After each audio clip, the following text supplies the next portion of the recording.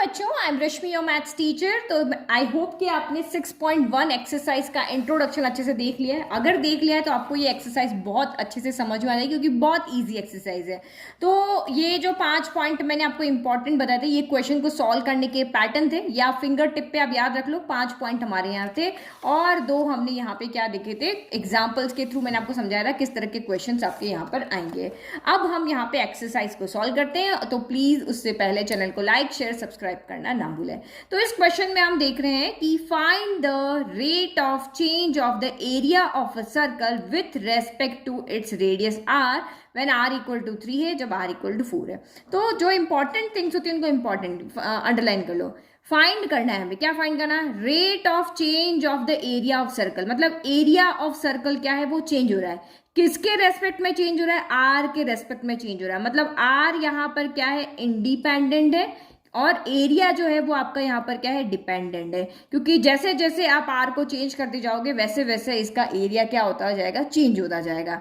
तो first thing आपका formula होता है। तो यहाँ पे जो हमारे 5 पॉइंट हमने बनाए थे उसके अकॉर्डिंग सबसे पहले फॉर्मूले के अकॉर्डिंग हमें जो पॉइंट्स थे उसके अकॉर्डिंग डायग्राम बनाना है। तो डायग्राम तो बहुत ईजी, एक सर्कल बना लो और किसकी यहाँ पे क्या होती है, रेडियस होती है। फिर डेरिवेटिव क्या गिवन है, क्या फाइंड करना है। तो हमें गिवन तो ये है, और फाइंड हमें क्या करना है कि रेडियस के रेस्पेक्ट में एरिया कितना चेंज हो रहा है वो हमें फाइंड करना है। तो दैट मीन्स हमें यहाँ पे क्या फाइंड करना है, DA अपॉन DR। क्योंकि इंट्रोडक्शन में मैंने आपको बताया था जो इंडिपेंडेंट होता है वो नीचे आता है, जो डिपेंडेंट होता है वो आपका ऊपर आता है। ये हमें यहाँ पे क्या करना होता है, फाइंड करना होता है ना। ये इसने बता दिया, ये पॉइंट हो गया, ये हो गया। अब फॉर्मूला, अब आपको यहाँ पे डेरिवेटिव निकालना है। तो डेरिवेटिव किसका निकालोगे? ए का मतलब क्या हुआ हियर, यहाँ पे ए का मतलब क्या है, ए का मतलब है यहाँ पे एरिया ऑफ सर्कल। तो सर्कल का एरिया कितना होता है? सर्कल का एरिया होता है पाई आर स्क्वायर। तो यानी कि ए की जगह पे हम क्या रखेंगे, पाई आर स्क्वायर। और फोर्थ हमें डिफरेंशिएशन करना है, यानी DA/DR निकालना है। और फिर जो ये कांस्टेंट वैल्यू दी हुई है उसको इसमें पुट करके वैल्यू निकाल देंगे ना। तो ये हमारे क्वेश्चन को सॉल्व करने का तरीका था। तो सबसे पहले हम यहाँ पे क्या करें, नाउ DA अपॉन DR, इसके दोनों साइड क्या कर रहे हैं, इसको डिफ्रेंशिएट करें। तो differentiating with respect to x, करो differentiate. DA upon DR equal to pi आपका कांस्टेंट हमने आगे ले लिया, और D/DR ऑफ R स्क्वायर है, ठीक है। तो DA अपॉन DR यहाँ से कितना हो गया, ये पाई हो गया। अब यहाँ R के रेस्पेक्ट में कर रहे हो और हमारा जो फंक्शन है वो भी R की फॉर्म में। तो फॉर्मूला हमें जो यहाँ पे याद है, D/dx ऑफ x की पावर n क्या होता है, n x की पावर n-1। बहुत ईजी क्वेश्चन है हमारा फर्स्ट वाला। तो ये पावर आपकी आगे आ जाएगी और x की R की पावर यहाँ पे 1 कम हो जाएगी, तो 2-1 हो गया। तो DA अपॉन DR यहाँ से कितना आ गया, तो 2 ये रहा, पाई ये रहा, 2-1 तो 2 पाई R आ गया। तो यानी कि ये हमारे पास एक फॉर्मूला की फॉर्म में आ गया कि अगर आप एरिया में रेडियस में चेंज करते हो तो एरिया में कितना चेंज होगा, ये हमें यहाँ पर बताएगा। अब इसने कहा कि आप इसको R इक्वल टू 3 पे फाइंड करके बताओ। तो मैंने आपको जो इंट्रोडक्शन बताया था उसमें ये चीज़ भी मैंने आपको समझाई थी कि एक पर्टिकुलर पॉइंट पे हम यहाँ पे कितना चेंज हुआ है वो निकाल सकते हैं। तो हम उसको इस तरह से एक स्टैंडिंग लाइन बनाते हैं और वो पॉइंट को हम यहाँ पर लिखते हैं। तो यहाँ पे भी करेंगे। तो यहाँ लिखो पहले इसका A part at R equal to 3। तो ये आपका कितना हो जाएगा, DA upon DR standing line x equal to, या x नहीं हमारा वेरिएबल R है ना, तो R इक्वल टू 3 पर। तो पुट कर लो यहाँ पे 2 पाई, R की जगह हमने 3 रखा है, तो कितना आ गया, 3 पाई आ गया। अब देखो यहाँ पे यूनिट लगानी बहुत जरूरी है ना, क्योंकि इसके रेडियस के रेस्पेक्ट में एरिया में चेंज हो रहा है। तो ये आपका यहाँ पर क्या है, एरिया है, और एरिया हम की यूनिट क्या होती है, तो ये रेडियस आपको यहाँ पे क्या दी हुई है, ये सेंटीमीटर में दी हुई है। तो एरिया की यूनिट क्या होती है, सेंटीमीटर स्क्वायर, है ना। तो ये आपकी यहाँ पे हो गई, और कोई ना कोई टाइम के रेस्पेक्ट में ये चेंज हुई होगी, बट यहाँ पे कोई टाइम मेंशन नहीं है, सिर्फ रेडियस हमें दिया हुआ है। तो एरिया की यूनिट होती है सेंटीमीटर स्क्वायर, और रेडियस की यूनिट क्या होती है हमारी यहाँ, सेंटीमीटर। तो सेंटीमीटर स्क्वायर सेंटीमीटर हो जाएगा ना। अब यहाँ पे B लिख लेते हो। B यहाँ पे क्या दिया हुआ है, at r equal to 4 centimetre पे आप चेक करो, है ना।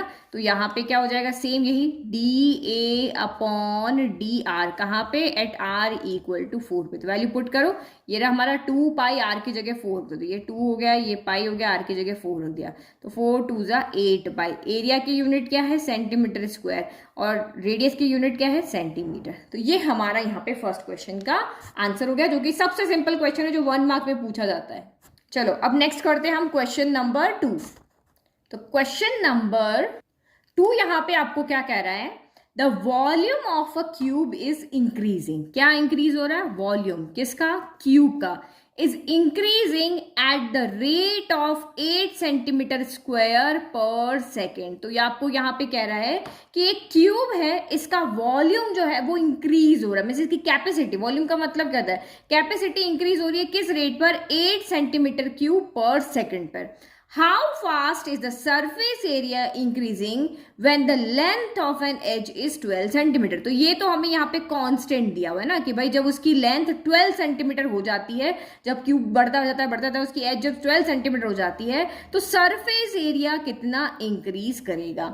तो देखो ये क्वेश्चन बहुत समझने वाला है, सॉल्यूशन बहुत इजी है, बट आपको समझ में आना चाहिए। तो पहली बात, इसने हमको क्या दिया है, क्यूब दिया है, और क्यूब के प्रॉपर्टी में बताया कि उसकी तीनों एल बी एच तीनों क्या होती है, यहां पर इक्वल होती है, लेंथ भी एक्स, ब्रेथ भी एक्स, और हाइट भी इसकी क्या होती है, एक्स होती है।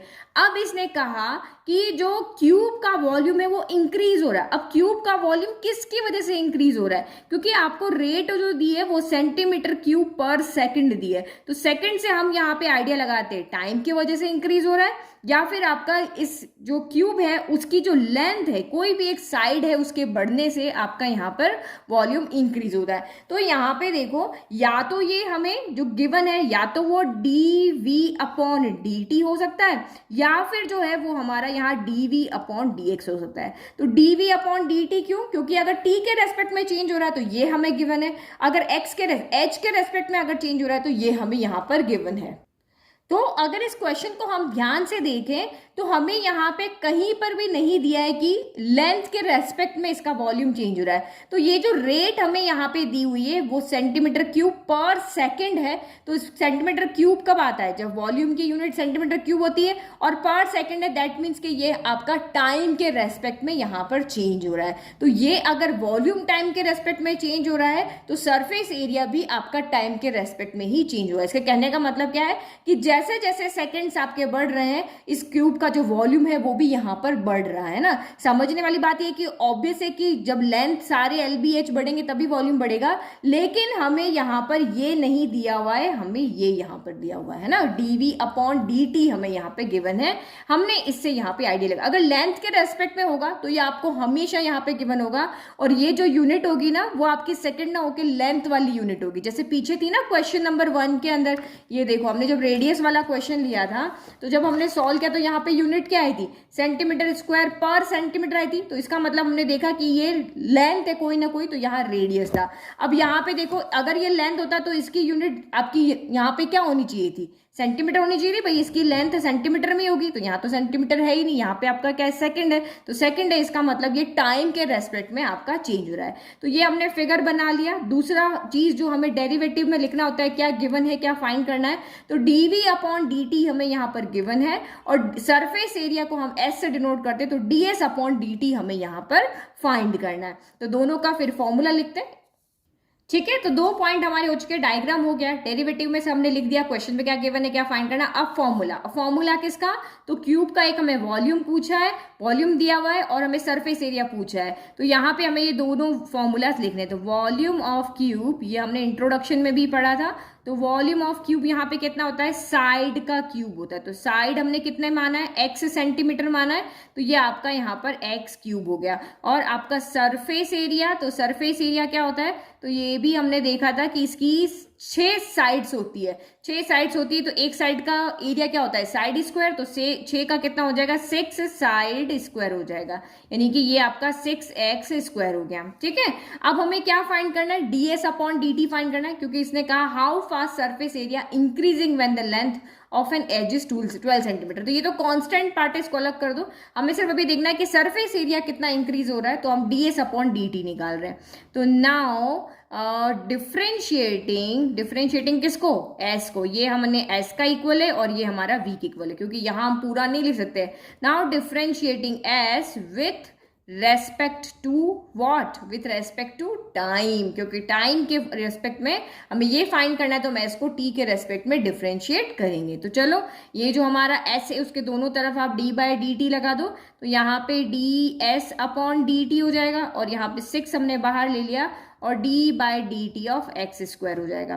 तो ये तो लेफ्ट तो आपका सेम रहेगा, D S upon D t, ये हो गया 6। अब आपको सेम वही, जब भी पावर दिखती है d by d x of X square क्या होता है, या x पावर n क्या होता है, n आगे रहता है और इसकी एक पावर कम हो जाती है। तो सेम यहाँ t है, यहाँ x है, कोई बात नहीं, हम अभी पावर सॉल्व कर रहे हैं।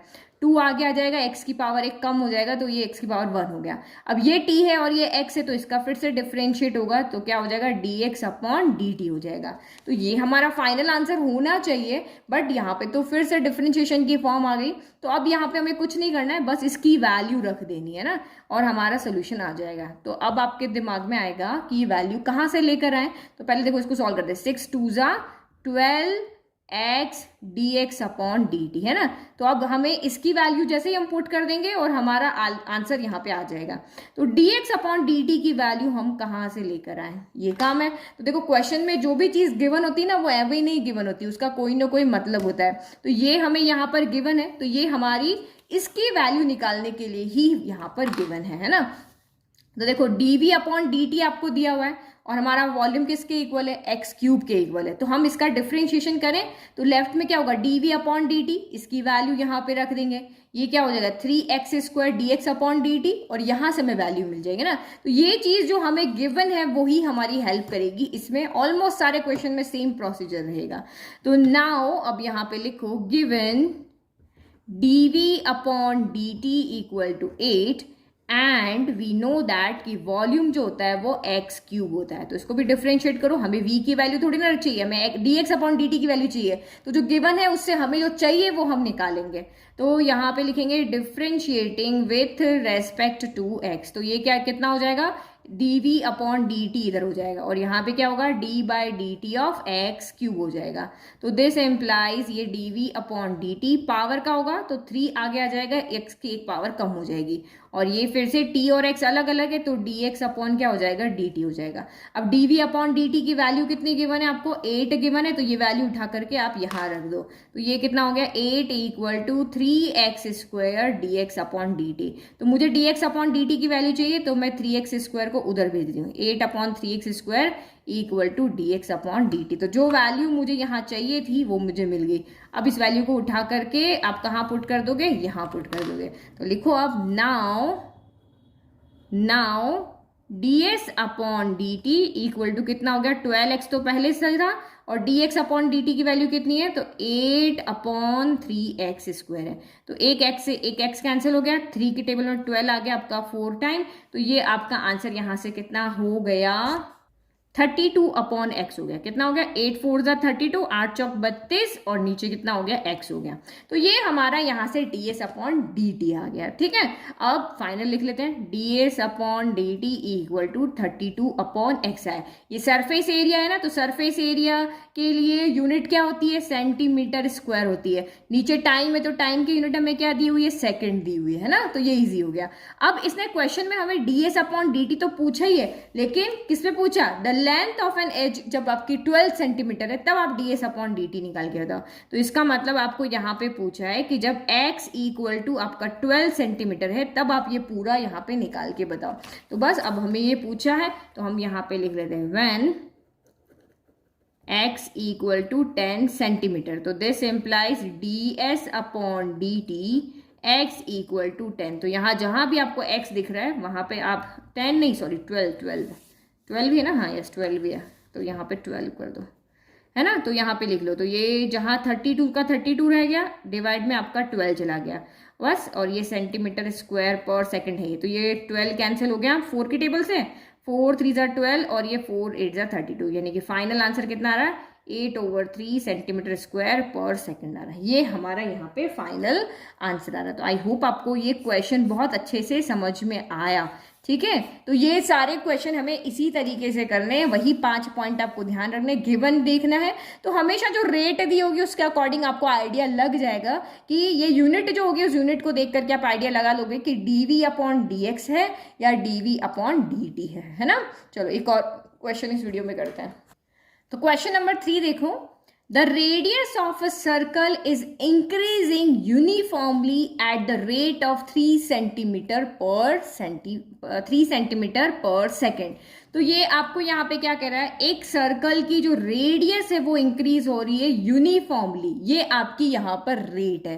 तो अब आप खुद सोचो कि ये हमें यहाँ पर क्या दिया हुआ है, आप यूनिट से ये जो आपको यहाँ दिया हुआ है ना उसी से पता लगा लो। सेंटीमीटर है मतलब पहले क्या आएगा, आर आएगा, और ये ऐसे यानी कि आपका यहाँ पे क्या आएगा, टी आएगा। तो यानी कि हमें डी आर अपॉन क्या दिया हुआ है, डी टी दिया हुआ है। एक रेडियस जो है सर्कल की वो इंक्रीज हो रही है, तो किसके बढ़ने से इंक्रीज हो रही है, क्योंकि ये तो डिपेंडेंट है, ये रेडियस किसी पे डिपेंड है, तो वो आपको यहाँ पे दिया हुआ नहीं है। जैसे पहले आपको क्वेश्चन नंबर अभी हमने 2 किया, तो ये आपको यहाँ पे दिया volume of a cube is increasing at the rate of 8 centimetre cube पर सेकेंड। तो यहाँ पे भी आपको नहीं दिया होता, बट हमने यूनिट से आइडिया लगाया और हमने यहाँ पे देखा था। तो मैंने आपको समझाया था ना पहली बार था, तो कि ये गिवन है या ये गिवन है, तो हमने इससे आइडिया लगाना है। तो सेम आपने यहाँ पे भी आइडिया लगाना है कि भाई रेडियस चेंज हो रही है सर्कल की, तो किसके रेस्पेक्ट में चेंज हो रही है, तो टाइम के रेस्पेक्ट में चेंज हो रही है। तो ये फिगर हमने बना लिया। अब ये हमें यहाँ पर क्या है, गिवन है, इसके अकॉर्डिंग हमने यहाँ पे क्या आइडिया लगाया कि इस लाइन से हमने आइडिया लगाया कि हमें D R upon D T जो है वो गिवन है कितना, 3 सेंटीमीटर पर सेकेंड।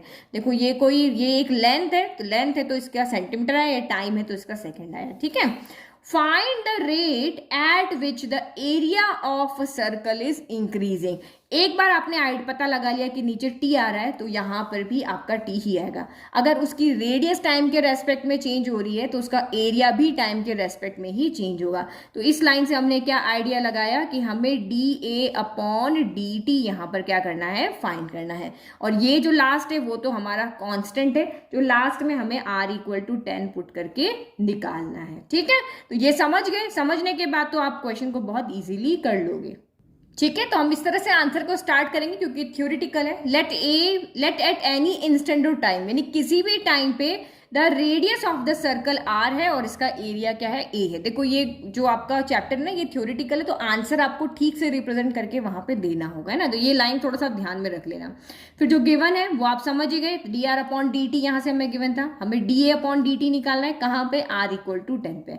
तो ये 2 पॉइंट हमारे इंपॉर्टेंट जो होते हैं वो हमने, ये सबसे इंपॉर्टेंट पॉइंट होता है, हमने कर लिया। अब फॉर्मूला, तो फॉर्मूला किसका है, फॉर्मूला सिर्फ यहाँ पे किसका है, एरिया का। तो सिर्फ एरिया का लिखो, हियर एरिया ऑफ सर्कल कितना है आपका, पाई आर स्क्वायर है। तो हमें D A upon D T निकालना है, तो यही हमारा यहाँ पर क्या है, ए है। तो इसी का डिफ्रेंशिएशन करेंगे, तो करो डिफ्रेंशिएटिंग किसके रेस्पेक्ट में, नीचे टी है ना, differentiating with respect to T. चलो करो, तो ये लेफ्ट का करो, तो ये आपका डी ए अपॉन क्या हो जाएगा, डी टी हो जाएगा। फिर इक्वल टू आपका पाई और d by D T of क्या हो जाएगा, आर स्क्वायर, है ना। तो करो इसको, D A upon D T equal to pi. सबसे पहले पावर का होगा, अंदर क्या है हमें अभी नहीं देखना, तो पावर क्या चली जाएगी आगे और आर की एक पावर हो जाएगी कम, तो 2 में से 1 गया, 1 बचा। अब यहाँ टी है यहाँ आर है, तो आपका D R upon D T यहाँ पर आएगा। अब देखो यहाँ D R upon D T की वैल्यू हमें डायरेक्ट दी हुई है ना, ये आपकी वैल्यू आपको यहाँ पे क्या दी हुई है, डायरेक्ट दी हुई है ना। तो आप यहाँ से उठा के इस वैल्यू को यहाँ पे सीधा पुट कर लोगे। इससे पहले वाले क्वेश्चन में डायरेक्ट नहीं थी तो हम निकाल के लाए थे उस जो गिवन है उससे, यहाँ गिवन में डायरेक्ट आपको है तो आप सीधा रख लो। तो लिखेंगे फ्रॉम फर्स्ट से वैल्यू रख लो यहाँ पे। तो ये हो गया आपका D A upon D T equal to 2 pi R, और इसकी वैल्यू कितनी है आपकी, 3 है, तो यहाँ पे रख दो 3, तो ये आपका 3 हो गया। तो ये कितना हो गया, 6 पाई आर हो गया।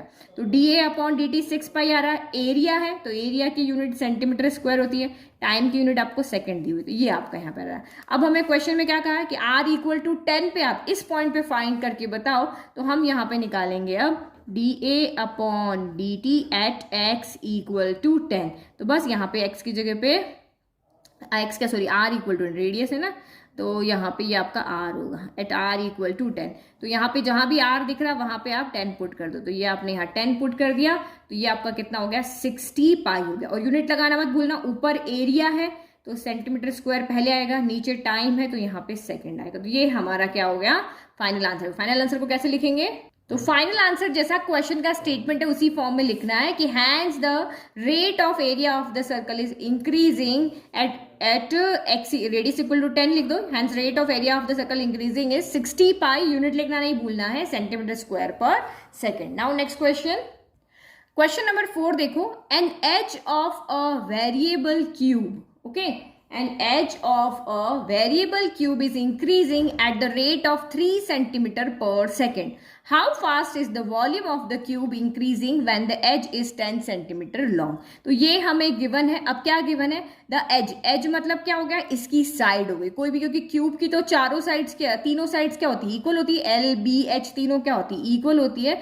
तो यहाँ पे एक्स यहाँ पर चेंज हो रहा है। अब किसके रेस्पेक्ट में चेंज हो रहा है, आपको क्या कहा, the edge of a variable cube is increasing, X यहाँ पे क्या कर रहा है, बढ़ रहा है। तो किसकी वजह से बढ़ रहा है, तो आपको कहीं नहीं जाना, इस यूनिट को देख लो, ये आपका एक्स की यूनिट है सेंटीमीटर, और एस किसकी यूनिट होती है, टाइम की। तो dx अपॉन dt आपको यहाँ पे दिया हुआ है, हमें सिर्फ यहाँ से आइडिया लगा लिया है ना। तो यहाँ पे हमें dx अपॉन dt कितना दिया हुआ है, 3 सेंटीमीटर पर सेकेंड दिया हुआ है। अब नीचे dt मिल गया तो यहाँ सोचने की जरूरत ही नहीं, यहाँ पे जो भी होगा नीचे dt ही आएगा। How fast is the volume, volume यहाँ पे इंक्रीज हो रहा है, तो हमें एक्चुअल में फाइंड क्या करना है, यहाँ पे dv अपॉन dt फाइंड करना है ना। कहाँ पे, when edge is 10 centimetre long, edge यानी x इक्वल टू 10 सेंटीमीटर के ऊपर हमें इसका क्या फाइंड करना है, वैल्यू फाइंड करके दिखानी है। जो फाइंड करना था, जो गिवन था वो निकाल लिया, जो फाइंड करना था निकाल दिया। अब हमारा क्वेश्चन हो गया सबसे इजी, ठीक है। तो फिगर हमारा कंप्लीट हो गया। ये कॉमन लाइन जो आपको सारे क्वेश्चन में लिखनी, गिवन हमने लिख दिया, फाइंड हमने लिख दिया है ना, दो काम हमने यहाँ पे कर लिया। अब फॉर्मूला लिखो, तो फॉर्मूला किसका है, ये तो एज है, एज का कोई फॉर्मूला नहीं, और ये वॉल्यूम है, तो वॉल्यूम का फॉर्मूला हमें यहाँ पे लिखना है। तो volume of cube, volume of cube क्या होता है, साइड क्यूब होता है, तो v equal to side cube, यानी कि साइड हमने x के इक्वल लिए तो x क्यूब हो गया। तो हमें dv अपॉन dt निकालना, तो ऑब्वियसली हम इसी को क्या करेंगे, डिफरेंशिएट करेंगे। तो करो differentiating with respect to x, तो करो यहाँ पे क्या होगा, dv अपॉन dt के with respect to t, sorry है ना, t के रेस्पेक्ट में डिफरेंशिएट करेंगे।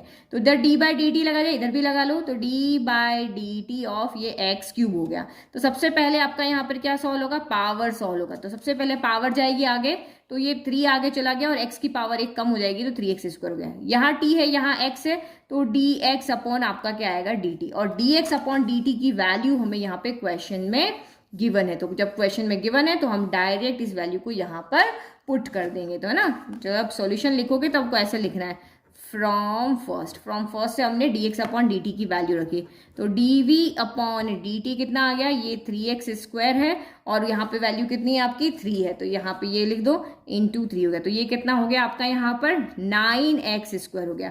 अब वॉल्यूम है, तो वॉल्यूम की यूनिट कितनी होगी, सेंटीमीटर क्यूब, और टाइम की यूनिट क्या हो जाएगी, सेकेंड हो गई।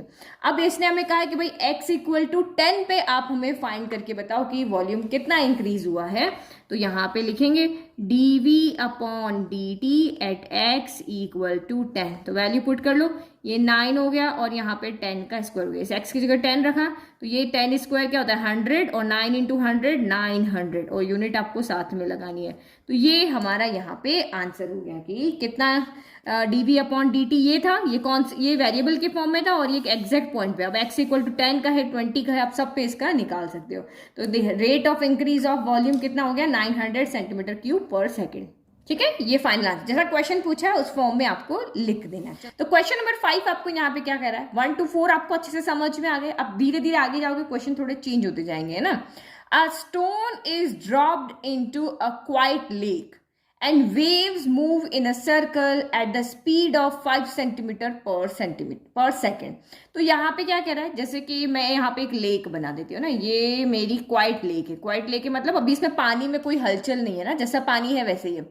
फिर क्या किया, किसी ने एक पत्थर इसके अंदर यहाँ पे फेंक दिया। अब पत्थर फेंकने से क्या होता है, आपने खुद देखा होगा, अगर आप एक बकेट के अंदर भी अगर आप कुछ हार्ड चीज पत्थर डालोगे तो उसमें भी क्या बनती है, वेव बनती है। तो वेव कैसे बनती है, इस तरह सर्कुलर बने, पहले छोटी बनेगी, फिर बड़ी बनेगी, फिर बड़ी बनेगी, और इस तरह से वेव बढ़ती जाती है, और इस तरह से आगे जा करके वो क्या हो जाती है, खत्म हो जाती है ना। इस तरह से हमारी वाटर वेव जो है वो बनती है सर्कुलर में। अब उसने कहा कि वो कौन सी स्पीड से बन रही है, 5 सेंटीमीटर पर सेकेंड की स्पीड से ये वाटर वेव बन रही है। तो अब इस क्वेश्चन से हमें, क्योंकि हमारे वही जो 5 पॉइंट है वो आपको दिमाग में रखने हैं, तो डायग्राम हमने बना लिया। अब आपको यहाँ पे ये देखना है कि ये 5 सेंटीमीटर पर सेकंड हमें यहाँ पे क्या दिया हुआ है। तो देखो ये यूनिट आपकी सेंटीमीटर है और ये आपकी सेकंड से, तो ये तो आपको पता चलेगा कि डिनोमिनेटर में टी आएगा टाइम। लेकिन आपके दिमाग में दो चीज आ रही होगी कि ये वेव जो है वो किसके बढ़ने से बन रही है, रेडियस के बढ़ने से बन रही है या सर्कल के लिए पेरीमीटर के बनने से बन रही है। या तो यहाँ पे 2 पाई आर है वो बढ़ रहा है, या ओनली रेडियस की वजह से ये आपकी बनी, क्योंकि 2 पाई आर में भी सेंटीमीटर ही आ रहा है, एरिया तो है नहीं कि सेंटीमीटर स्क्वायर हो जाएगा। तो ये चीज हमें यहाँ पे पहचाननी है, ठीक है। फिर आगे क्वेश्चन बढ़ते हैं। At the instant when the radius of the circular wave is 8 centimetre, यानी किसी एक बढ़ते बढ़ते किसी एक टाइम पे जाकर के, यहाँ रेडियस 0 थी, मान लो 1 थी, 2 थी, 3, 4, 5, 6, 7, 8, इस तरह से जब आपकी जाते जाते रेडियस 8 सेंटीमीटर हो जाती है, how fast the enclose area increasing. तो आपको वो बताना है कि भाई कौन सी स्पीड से जो है वो इसका एरिया भी यहाँ पर क्या है, बढ़ रहा है। हमें यहाँ पे बताना है कि कौन सी स्पीड से इसका एरिया बढ़ रहा है। तो यहाँ पे टाइम है तो ये भी आपका टाइम ही होगा, है ना। तो हमें एक्चुअल में यहाँ पे dA/dt निकालना है, कहाँ पे, जब आपकी रेडियस कितनी हो, यहाँ पर 8 हो। तो ये तो हमें यहाँ पे निकालना है, वो हमें पता चल गया। बट हमें दिया हुआ क्या है, यहाँ पर पेरीमीटर वाला दिया हुआ है, रेडियस यानी dp/ हमें dt दिया हुआ है, यानी कि ये जो 5 है, या हमें dr/ यहाँ पे dt दिया हुआ है। ये दोनों में से हमें देखना है गिवन क्या है, पेरीमीटर के अकॉर्डिंग या रेडियस के अकॉर्डिंग। तो जब भी आपको इस तरह का कंफ्यूजन होना कि ये यहाँ पे क्या दिया हुआ है, तो जो हमें फाइंड करना है उसका आप यहाँ पे क्या कर लो, डिफरेंशिएशन कर लो। ए यहाँ पे क्या है, एरिया, एरिया यानी क्या हो गया, पाई आर स्क्वायर हो गया।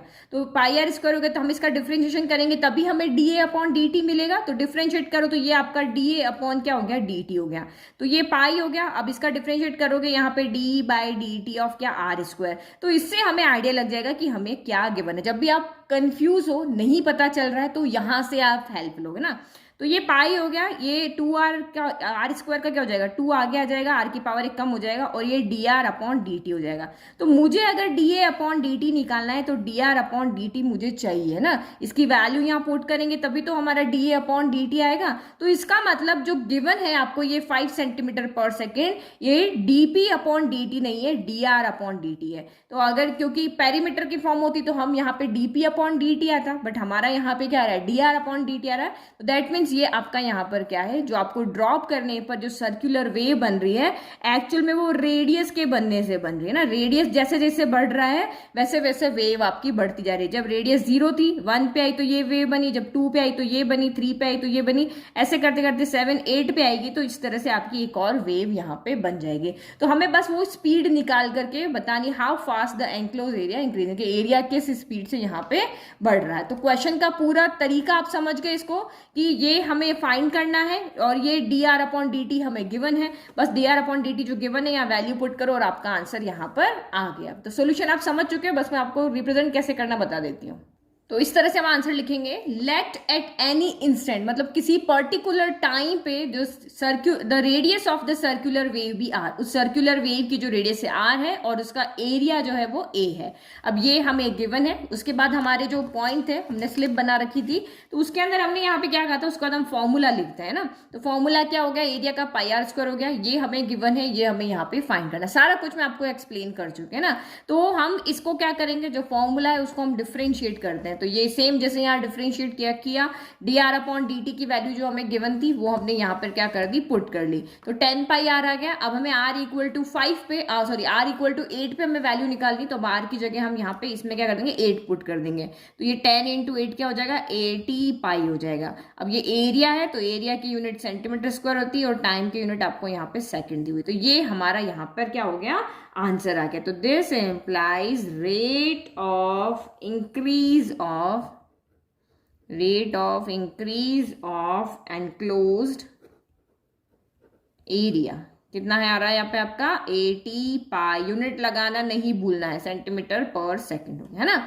तो जब भी आपको क्वेश्चन में कंफ्यूजन हो कि ये क्या चीज आपको यहाँ पर गिवन है, तो आप जो पहले आप यहाँ पे जो हमें फाइंड करना है उसके थ्रू आप यहाँ पे चल लो, है ना। जो फाइंड करना है, हमने देखा था यहाँ एस है तो ऑब्वियस है कि एरिया को टी के रेस्पेक्ट में ही डिफ्रेंशिएट करना है, तो हम इसको लेकर के चलिए। और यहाँ D R upon D T R होता है, तो हमने देख लिया कि भाई यही हमें यहाँ पर गिवन होगा, क्योंकि इसी के अगर ये गिवन है तभी हमारा आंसर यहाँ पे सॉल्व होने वाला है। तो कोई भी कंफ्यूजन नहीं है, बहुत ईजी है, क्योंकि अदरवाइज अगर आप इसको यहाँ पे देखो तो हमें नहीं पता चल रहा है इस लाइन को पढ़ के कि ये पेरीमीटर के रेस्पेक्ट में ये आपकी बात कर रहा है या रेडियस के रेस्पेक्ट में ये वेव बढ़ रही है ना। तो हमने जो फाइंड करना था उसके रेस्पेक्ट में निकाल दिया। नेक्स्ट देखो क्वेश्चन नंबर 6, बहुत सिंपल है। The radius of a circle is increasing at the rate of 0.7 centimetre per second. तो यूनिट से आप यहाँ पे आइडिया लगा लो क्या गिवन है, क्या बढ़ रहा है आपका, रेडियस बढ़ रही है, किसकी, सर्कल की। तो किसके रेस्पेक्ट में बढ़ रही है, रेडियस के लिए सेंटीमीटर, ठीक है, और किसके रेस्पेक्ट में बढ़ रही है, तो यहाँ ऐसे, इसका मतलब वो टाइम के रेस्पेक्ट में बढ़ रही है। तो इसका मतलब आपका यहाँ पे क्या दिया हुआ है हमें, ये 0.7 आपको क्या दिया हुआ है, D R upon D T, क्योंकि रेडियस जो है वो टाइम के रेस्पेक्ट में यहाँ पे क्या हो रही है, इंक्रीज हो रही है। तो पहली चीज जो हमें यहाँ पे पता चल गई कि हमारा D R upon D T हमें गिवन है, वो कितना, 0.7 सेंटीमीटर पर सेकेंड, है ना। गिवन और फाइंड बस पता चल गया, फिर क्वेश्चन बहुत ईजी है। What is the rate of increase of its circumference? तो कह रहा है कि भाई रेडियस बढ़ने का ये आपका यहाँ पर रेट है, तो आपको बताना है कि सरकमफ्रेंस के बढ़ने का क्या रेट होगा। तो सरकमफ्रेंस को हम यहाँ पे सी मान लेते हैं, तो हमें डी सी अपॉन यहाँ पे क्या निकालना है, डी टी निकालना है, और किस पॉइंट पे निकालना वो हमें गिवन ही नहीं है, तो बस ये हमें निकालना है ना। तो अब इसमें तो ये अगर आप पॉइंट से चलो तो डायग्राम का तो इतना कोई मैटर नहीं है, एक सिंपल सा आप सर्कल बना दो, ये सेंटर लिख दो, ये रेडियस लिख दो ना। फिर डेरिवेटिव में क्या गिवन है, क्या फाइंड है, वो हमने यहाँ पे लिख दिया। अब आपको चाहिए फॉर्मूला, तो किसके रेस्पेक्ट में निकालना है, सरकमफ्रेंस के। तो सर्कल के सरकमफ्रेंस का आपको फॉर्मूला यहाँ पता होना चाहिए। तो सरकमफ्रेंस ऑफ सर्कल का फॉर्मूला क्या होता है आपका, पेरीमीटर। सरकमफ्रेंस को हम पेरीमीटर भी कहते हैं ना, तो उसका फॉर्मूला क्या होता है, 2 पाई आर। तो बस हमें फॉर्मूला मिल गया, यानी कि इसको हम यहाँ पे सी से डिनोट करें, बस इसको डिफरेंशिएट करना है, ये वैल्यू आएगी वो पुट करना है, और हमारा यहाँ पे काम हो गया इजी। ठीक है, तो मैंने बस यहाँ पे लिख दिया कि eight any instant of time T, किसी भी एक पर्टिकुलर टाइम के ऊपर इस सर्कल की रेडियस आर है और इसकी सरकमफ्रेंस कितनी है, सी है। बस ये थोड़ा सा आपको ऊपर लिख लेना है, जो आपने यहाँ माना है वो आपको यहाँ पे लिख लेना है। बस अब इसको आप डिफरेंशिएट करो, इसकी वैल्यू पुट करके इजी हो जाएगा, बहुत इजी क्वेश्चन है। तो ये आपका क्या हो गया, डी सी अपॉन का डी टी हो गया ना, टी के रेस्पेक्ट में डिफरेंशिएट करें तो D C upon D T हो गया। फिर आपका यहाँ पे क्या होगा, 2 पाई तो आपका कॉन्स्टेंट है, और यहाँ डी बाई डी टी किसके साथ लग जाएगा, आर के साथ लग जाएगा। तो ये D R upon D T हो गया, और D R upon D T की वैल्यू आपको यहाँ पर गिवन है। तो ये D C upon D T equal to 2 pi, और D R upon D T की वैल्यू जो हमें ऊपर गिवन है वो हम यहाँ पे पुट कर देंगे। तो ये कितना आ गया आपका, 0.7 हो गया। ये 0 पॉइंट हमने 7 यहाँ पे रख दिया, तो 0.7 इंटू 2 कितना हो गया, तो 7 2 14 होता है, तो ये 1.4 पाई हो जाएगा। ये आपका कितना आ रहा है, D C upon D T आ रहा है। नाउ यूनिट क्या लगानी है, तो सरकमफ्रेंस की यूनिट क्या होती है, ओनली सेंटीमीटर, है ना, और टाइम की यूनिट हमें ऊपर दी हुई थी सेकेंड। तो ये हमारा यहाँ पर rate of change of, rate of increase of its circumference यहाँ पे क्या आ जाएगी, 1.4 पाई आ जाएगी। ठीक है, तो ये हमने यहाँ पे फाइनल आंसर लिख दिया। चलो नेक्स्ट क्वेश्चन नंबर देखो 7। Question number 7, very simple question. The length x of a rectangle is decreasing eight the rate of 5 centimetre पर मिनट। तो यहाँ पे क्या हो रहा है, एक रेक्टेंगल बना लेते हैं पहले। ये आपका यहाँ पर रेक्टेंगल हो गया ना, तो x यहाँ पे क्या है, इसकी लेंथ है, तो ये हमारी लेंथ होती है, ये हमारी ब्रेथ होती है। तो इसने कहा कि ये जो इस रेक्टेंगल की जो लेंथ है वो आपकी यहाँ पर क्या हो रही है, डिक्रीज हो रही है। किसके रेस्पेक्ट में, तो आप यहाँ पे रेट को देखो, सेंटीमीटर पर मिनट है, तो टाइम के रेस्पेक्ट में ये यहाँ पे डिक्रीज हो रही है। जैसे जैसे आपका यहाँ पे टाइम बढ़ रहा है, x यहाँ पे क्या होती जा रही है, कम होती जा रही है ना। And the width y is increasing at the rate of 4 centimetre पर मिनट। और जो इसकी विड्थ है, चौड़ाई है, वो जैसे जैसे टाइम आपका पास होता जा रहा है, जैसे जैसे टाइम बढ़ रहा है, तो y यहाँ पे क्या हो रहा है, इंक्रीज होता जा रहा है। तो इन दोनों से हमने क्या आइडिया लगाया कि हमें dx अपॉन dt गिवन है, क्योंकि t के रेस्पेक्ट में ये चेंज हो रहा है ना। तो यहाँ पे हम लिख लेते हैं गिवन क्या है, dx अपॉन dt हमें यहाँ पे गिवन है कितना, 5 सेंटीमीटर पर मिनट, है ना। और ये क्या आपको गिवन है, dy अपॉन डी टी, तो dy अपॉन डी टी आपको यहाँ पे गिवन है 4 सेंटीमीटर पर मिनट, है ना। अब आपके दिमाग में एक क्वेश्चन आना चाहिए, देखो यहाँ पे आपको क्या दिया हुआ है, डिक्रीजिंग, और यहाँ पे आपको क्या दिया हुआ है, इंक्रीजिंग, यही दिया हुआ है ना। तो अभी तक तो सभी जगह इंक्रीजिंग आ रहा था, पहली बार आपका यहाँ पे क्या आया, डिक्रीजिंग आया। तो मैंने जब आपको इंट्रोडक्शन वीडियो पढ़ाया था इस 6.1 का, तो मैंने आपको कहा था कि एक के बढ़ने से दूसरा भी बढ़ रहा है, तो रेट ऑफ चेंज जो होगा वो पॉजिटिव रहेगा। ये अभी हम नेक्स्ट एक्सरसाइज से पढ़ेंगे, अब ये क्वेश्चन था इसीलिए मैंने आपको इंट्रोडक्शन में बता दिया कि ये क्यों बढ़ेगा क्यों घटेगा। और अब एक के बढ़ने से जो आपका यहाँ पे इंडिपेंडेंट है, उसके बढ़ने से अगर दूसरा घट रहा है तो dy बाई डी एक्स आपका क्या होगा, नेगेटिव होगा, है ना। दोनों बढ़ रहे हैं तो पॉजिटिव साइन आएगा, एक बढ़ रहा है एक घट रहा है तो यहाँ पे नेगेटिव साइन आएगा। तो इसने कहा कि टाइम के बढ़ने के साथ साथ x आपका यहाँ पे क्या हो रहा है, डिक्रीज हो रहा है, तो दैट मीन्स यहाँ पे आपका माइनस का साइन आएगा, और यहाँ पे दोनों ही बढ़ रहे हैं तो ये आपका पॉजिटिव ही रहेगा। तो डिक्रीजिंग के साथ में हम क्या शो, डिक्रीजिंग को हम कैसे शो करेंगे, नेगेटिव साइन लगा के, कि x के यहाँ पे टाइम के बढ़ने पर x यहाँ पे क्या हो रहा है, डिक्रीज हो रहा है, तो ये नेगेटिव साइन हमको यहाँ पे ये दिखा रहा है। अगर नेगेटिव पॉजिटिव साइन ना हो तो दोनों ही बढ़ने वाले दिखाएंगे, तो हमेशा जरूरी थोड़ी ना होता है कि हमेशा एक के बढ़ने से दूसरा बढ़ेगा। आपने स्टॉक मार्केट के ग्राफ देखे होंगे तो कभी ऊपर नीचे चलता रहता है ना, सेम वैसे ही यहाँ पर है। ठीक है, अब क्वेश्चन आगे बढ़ते, जो गिवन थे वो हमने यहाँ पे लिख लिए, फॉर्मूला हमने बना लिया, हमें जो गिवन है वो दिख लिया। अब फाइंड क्या करना है, when x equal to 8 centimetre and y equal to 6 centimetre, आपको वैल्यू दी है कि किसी एक पर्टिकुलर पॉइंट पे जैसे टाइम बढ़ता जा रहा, फिर एक जगह पे क्या हो गया कि टाइम किसी इंस्टेंट टाइम, मान लो कि 2 आवर पे, जब 2 आवर एक्स आपकी घड़ी में जब 2 बज रही है तो x इक्वल टू आपका 8 हो गया और y इक्वल टू आपका यहाँ पे 6 हो गया है। तो हमें बताना है find the rate of changes of the perimeter, perimeter इस शेप के पेरीमीटर में कितना चेंज हुआ है ये हमें बताना है, और इस शेप के एरिया में कितना चेंज हुआ ये हमें बताना है। तो एक्चुअल में अगर मैं यहाँ पे फर्स्ट पार्ट की बात करती हूँ ए के अंदर, तो मुझे पेरीमीटर में चेंज बताना है, यानी dp अपॉन dt यहाँ पर मुझे क्या करना है, निकाल के बताना है। और बी पार्ट की अगर मैं बात करती हूँ तो मुझे यहाँ पे dA अपॉन dt निकाल के बताना है। तो जब हम इनको सॉल्व करेंगे और इनके सोल्यूशन में अगर x y होंगे तो हम वैल्यू पुट कर देंगे, नहीं होंगे तो हम वैल्यू को पुट नहीं करेंगे। तो अगर भी हम फर्स्ट पार्ट यहाँ पे करते हैं तो पेरीमीटर क्या होता है, किसी भी रेक्टेंगल का पेरीमीटर होता है y plus Y X plus X, यानी कि 2 टाइम्स x प्लस वाई हो गया। तो we know that perimeter of rectangle, perimeter of rectangle को हम p से डिनोट करते हैं, ये कितना हो रहा है, 2 ऑफ x प्लस वाई हो गया। तो हमें dp बाई dt निकालना है, तो यहाँ पे क्या करेंगे, हम इसको डिफ्रेंशिएट करेंगे, differentiating with respect to t के रेस्पेक्ट में डिफ्रेंशिएट करो तो लेफ्ट में क्या हो जाएगा आपका dp ओवर dt हो जाएगा, और इक्वल टू 2, और यहाँ पे d by D T of x plus Y लग जाएगा। अब d बाई डी टी दोनों के पास चला जाएगा, तो ये आपका यहाँ पर हो गया dp by D T equal to 2, ये आपका dx बाय आपका dt हो गया, और ये आपका यहाँ पे dy बाई dt हो गया। तो dx और dx by dt, dy by dt की वैल्यू हमें ऊपर गिवन है। अब इसमें x y नहीं आए ना, तो यहाँ हमें ये ऊपर वाली वैल्यू पुट करने की जरूरत नहीं है, जो आया है उसी की वैल्यू पुट करनी है। तो यहाँ पे इसको हम 1 मार्क कर देते हैं, इसको हम 2 मार्क कर देते हैं। तो यहाँ पे लिख लेते हैं from first and second we have, तो फ्रॉम फर्स्ट एंड सेकेंड से क्या हो जाएगा, dp by D T equal to 2 हो गया, dx बाई डी टी की वैल्यू है -5, dy बाई डी टी की वैल्यू है 4, तो ये 5 में से 4 गया तो -1 बचा, तो ये यहाँ से -1 आ गया, और ये क्या कितना है आपका यहाँ पे -1 के मल्टीप्लाई में क्या हो रहा है, 2 हो रहा है, तो ये आपका -2 हो रहा है। तो इसका मतलब हमने नेगेटिव साइन यहाँ भी आ रहा है, तो इसका मतलब नेगेटिव साइन यहाँ पे क्या दिखा रहा है कि आप यहाँ पे आपका जो पेरीमीटर ऑफ रेक्टेंगल है वो डिक्रीज हो रहा है, क्या हो रहा है, डिक्रीज हो रहा है इस कंडीशन में, जब आपका x इक्वल टू 8 और y इक्वल टू 6, तो ये आपका क्या हो रहा है, डिक्रीज हो रहा है। तो बस यूनिट लगा लो, पेरीमीटर की यूनिट क्या होती है, सेंटीमीटर, और टाइम की यूनिट यहाँ पे हमको सेकंड दी हुई, तो ये सेकंड हो गया। तो इसका मतलब perimeter of the rectangle is decreasing eight the rate of 2 centimetre per second. -2 नहीं बोलेंगे, ये माइनस हमें यहाँ पे दिखा रहा है कि रेट यहाँ पे क्या हो रही है, डिक्रीज हो रही है। ठीक है, ये हमने लिख दिया। ठीक है, perimeter of rectangle decreasing at the, आपको यहाँ माइनस साइन क्यों है वो आपको आंसर में लिख करके बताना है। अब आपको बताना है एरिया ऑफ द रेक्टेंगल में कितना चेंज हुआ है। तो एरिया ऑफ रेक्टेंगल यानी कि हमें डी ए अपॉन क्या निकालना है, डी टी निकालना है ना।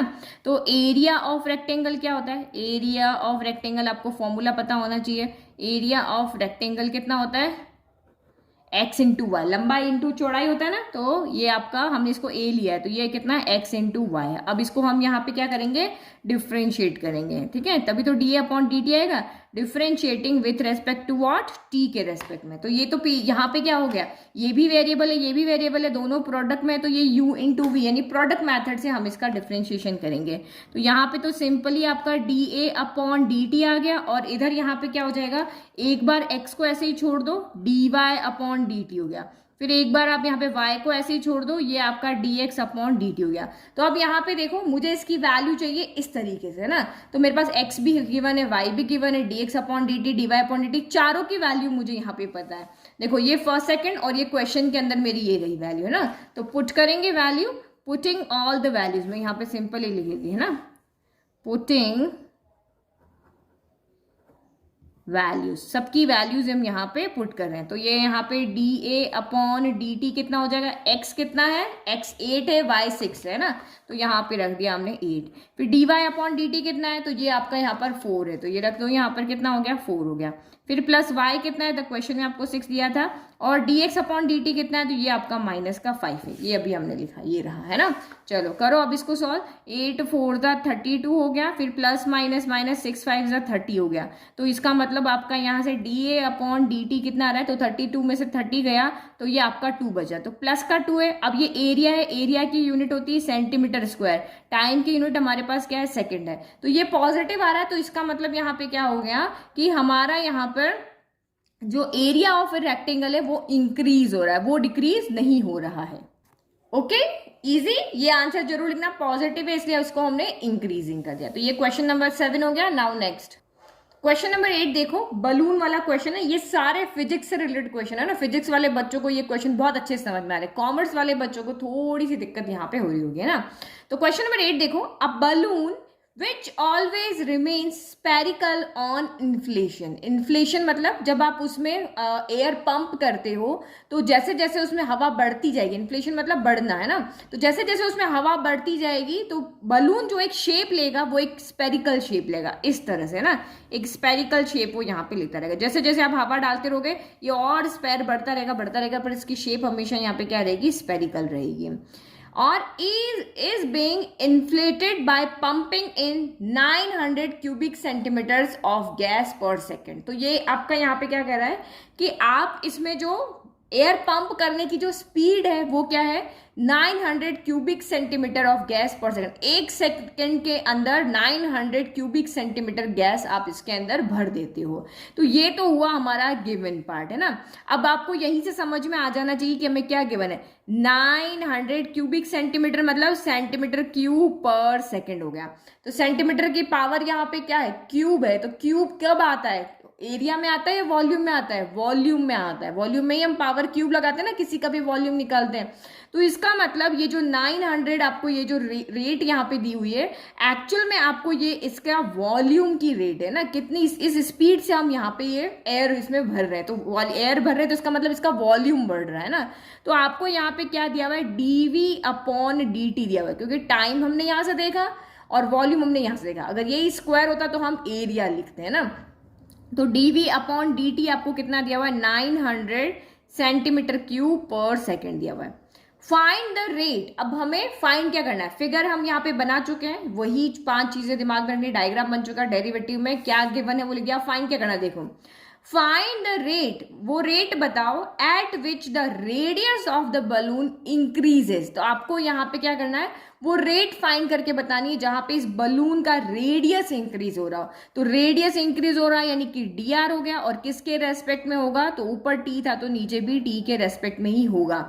When the radius is 15 centimetre, तो यहाँ पे आपको रेडियस कितनी है, 15 सेंटीमीटर, मतलब रेडियस जब आपकी 15 सेंटीमीटर तो आपको dr अपॉन dt यहाँ पर कैलकुलेट करके दिखाना है। ठीक है, इजी, ठीक है। तो जो हमने नाम दिया वो यहाँ पे लिख दिया, जो बलून बनाया वो सब, इसकी रेडियस r है, वॉल्यूम v है से।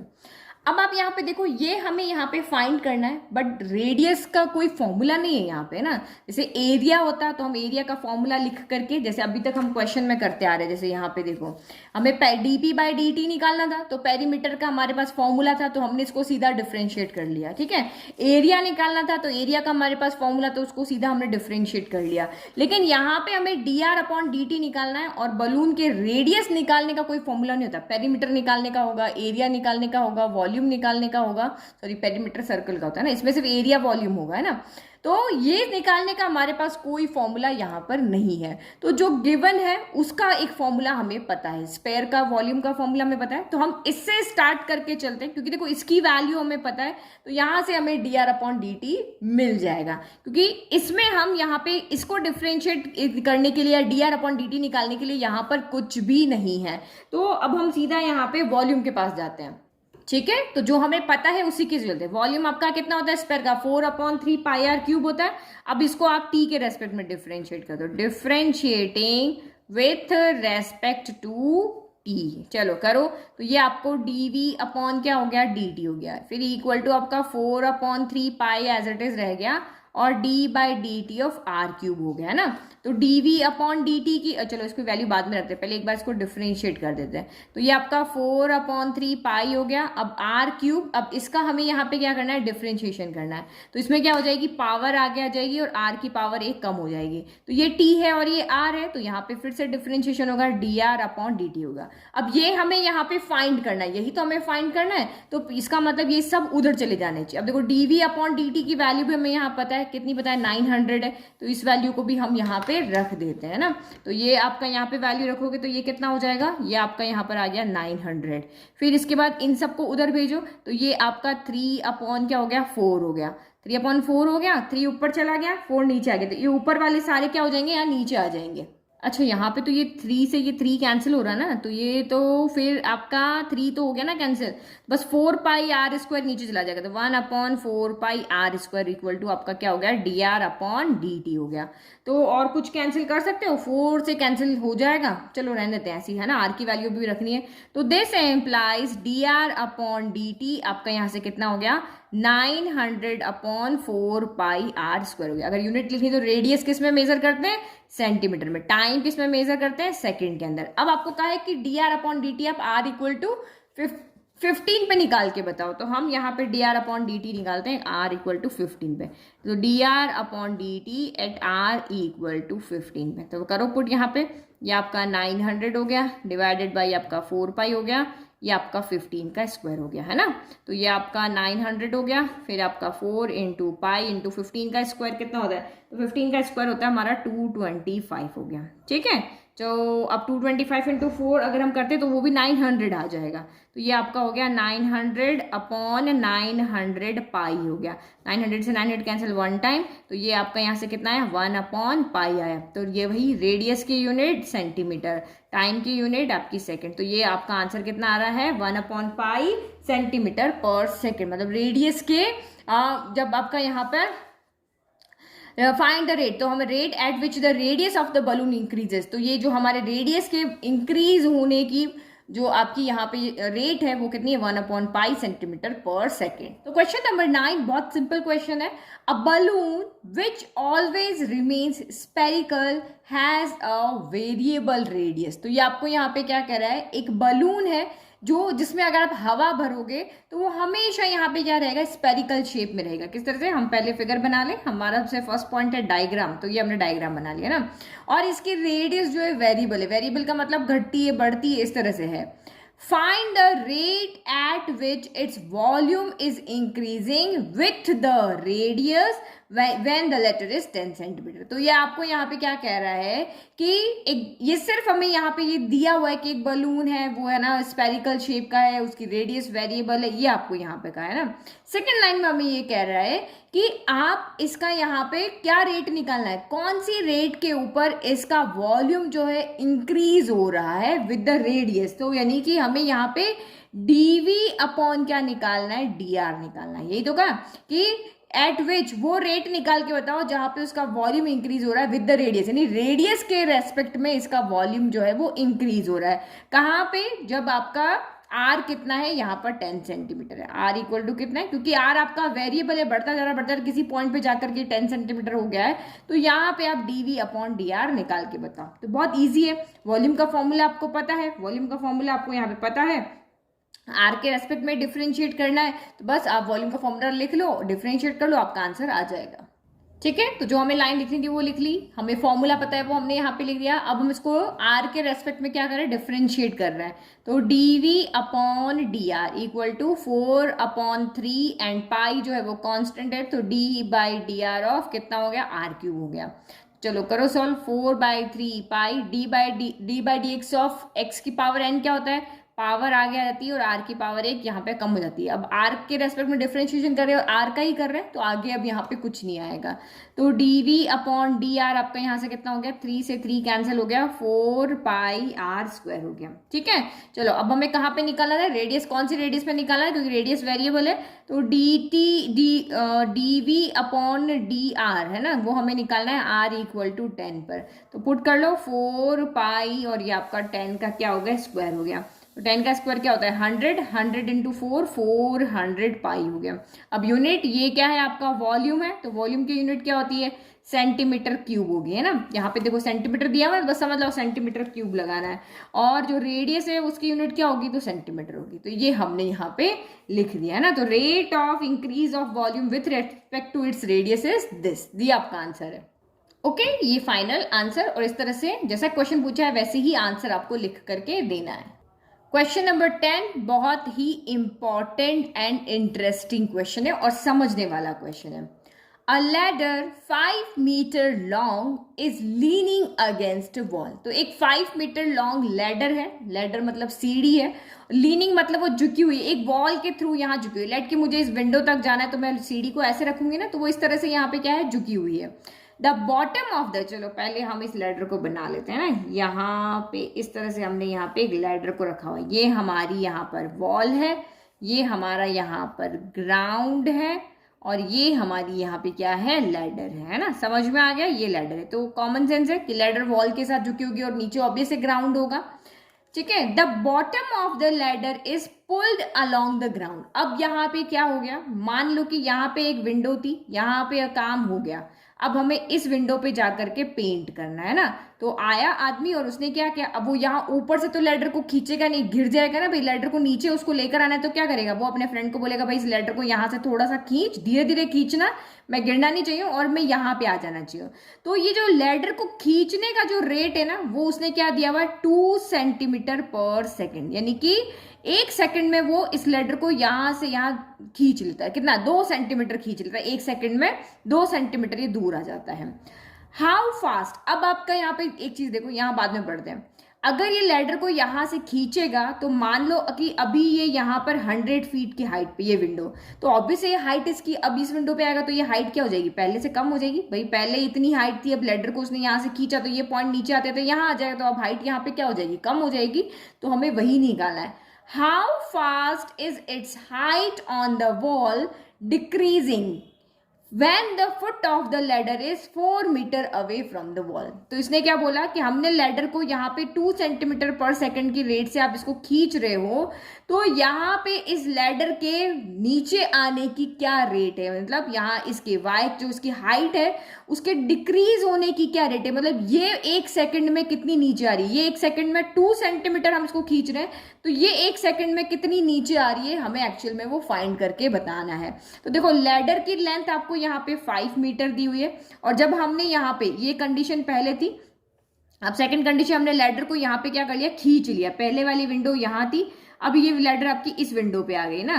तो अब ये इसने कहा कि इस लैडर की जो डिस्टेंस है ग्राउंड में वो कितनी है आपकी, 4 मीटर, यही दिया हुआ है। When the foot of the ladder is 4 metre away from the wall, है ना। अब जो लैडर का फुट है वो यहाँ से 4 मीटर अवे, ये आपकी यहाँ पर 5 मीटर। तो हमें कुछ चाहिएगा, तो मैंने आपको यहाँ पे समझा दिया, बस हमें ये हाइट अभी नहीं पता। पहले हाइट हमारी इतनी थी और इस कंडीशन में हाइट अब आपकी यहाँ पे कम हो गई, तो यही इसके कम होने की रेट ही हमें निकालनी है। ठीक है, फिगर आपको समझ में आ गया। अब देखते हैं हमें क्या दिया हुआ है और क्या हमें फाइंड करना है। ठीक है, तो क्या गिवन है क्या हो, तो उसके लिए पहले हमें कुछ वेरिएबल लेने पड़ेंगे, क्योंकि देखो आपको ये लैडर की लेंथ यहाँ पे गिवन है, बट ये यहाँ वॉल पे किस हाइट पे है, फर्स्ट कंडीशन पे है ना। फर्स्ट कंडीशन इसकी हम यहाँ पे बात करें कि 2 सेंटीमीटर पर सेकंड हमें यहाँ पे क्या गिवन है। तो आप यहाँ पे देखो ये वॉल से अभी मान लेते हैं कि ये वाई डिस्टेंस पे है ना, यहाँ से यहाँ तक जो इस लैडर की जो है वो ये जो हाइट, जिस हाइट पे ये वो हाइट हम यहाँ पे y मान लेते हैं, और मान लेते हैं कि ये जो लैडर जो है वो ग्राउंड से x डिस्टेंस की दूरी पे, ये जो वॉल है ना इससे ये x डिस्टेंस की दूरी पर है। तो आपको यहाँ पे पता है कि 2 सेंटीमीटर पर सेकंड की स्पीड से आप इसको खींच रहे हो, दैट मीन्स आप यहाँ पे किसको बढ़ा रहे हो, इस x को बढ़ा रहे हो। तो इसका मतलब x के अंदर अब चेंज हो रहा है, जब हम इसको खींच रहे हैं तो यहाँ पे x के अंदर चेंज हो रहा है वो हमें दिया हुआ है, और y के अंदर जो चेंज है वो हमें निकालना है। समझ में आ रहा है ना। देखो the bottom of the ladder is pulled along the ground, जब आपने इस लैडर के बॉटम को यहाँ पे पुल किया है तो x में अपने आप चेंज हो रहा है, और कितना चेंज हो रहा है वो हमें यहाँ पर दिया हुआ है।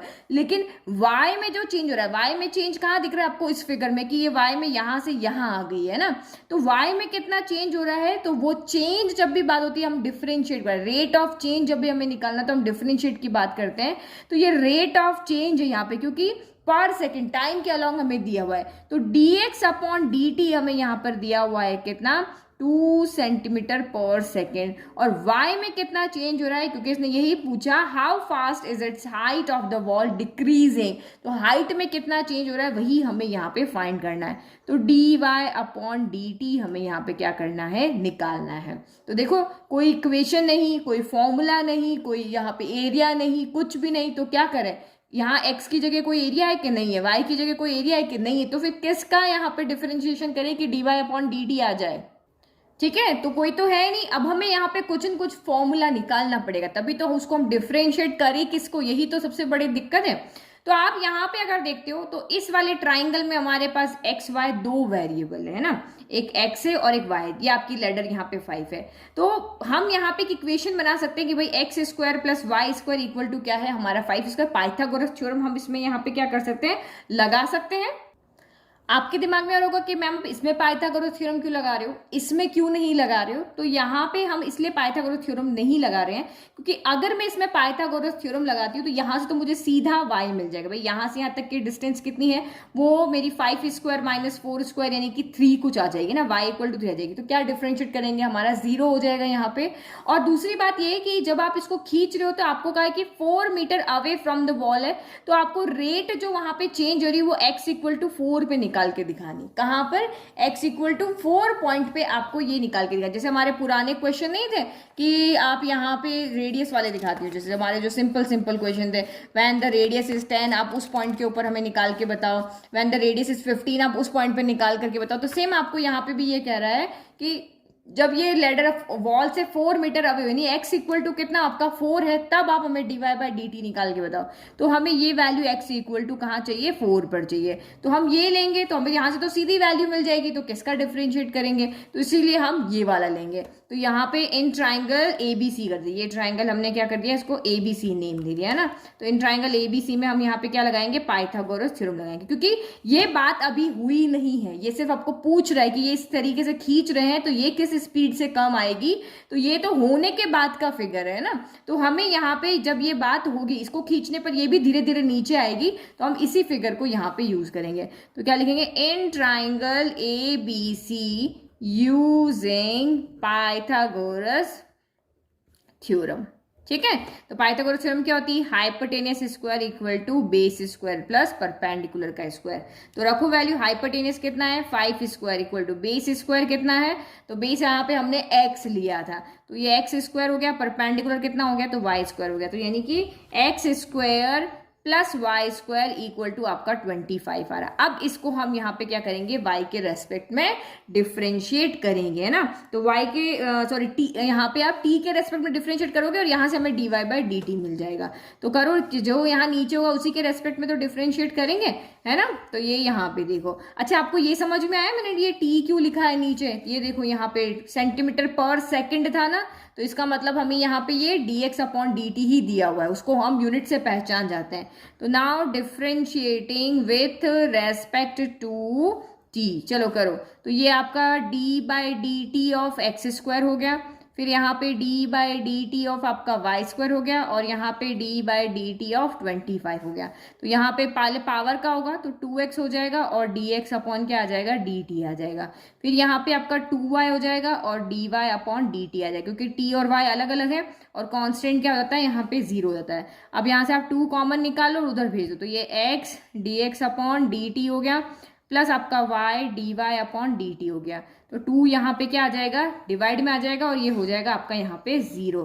तो ये हम सीधा लिख देते हैं x dx upon dt plus y dy upon dt equal to 0 upon 2, तो ये 0 हो गया।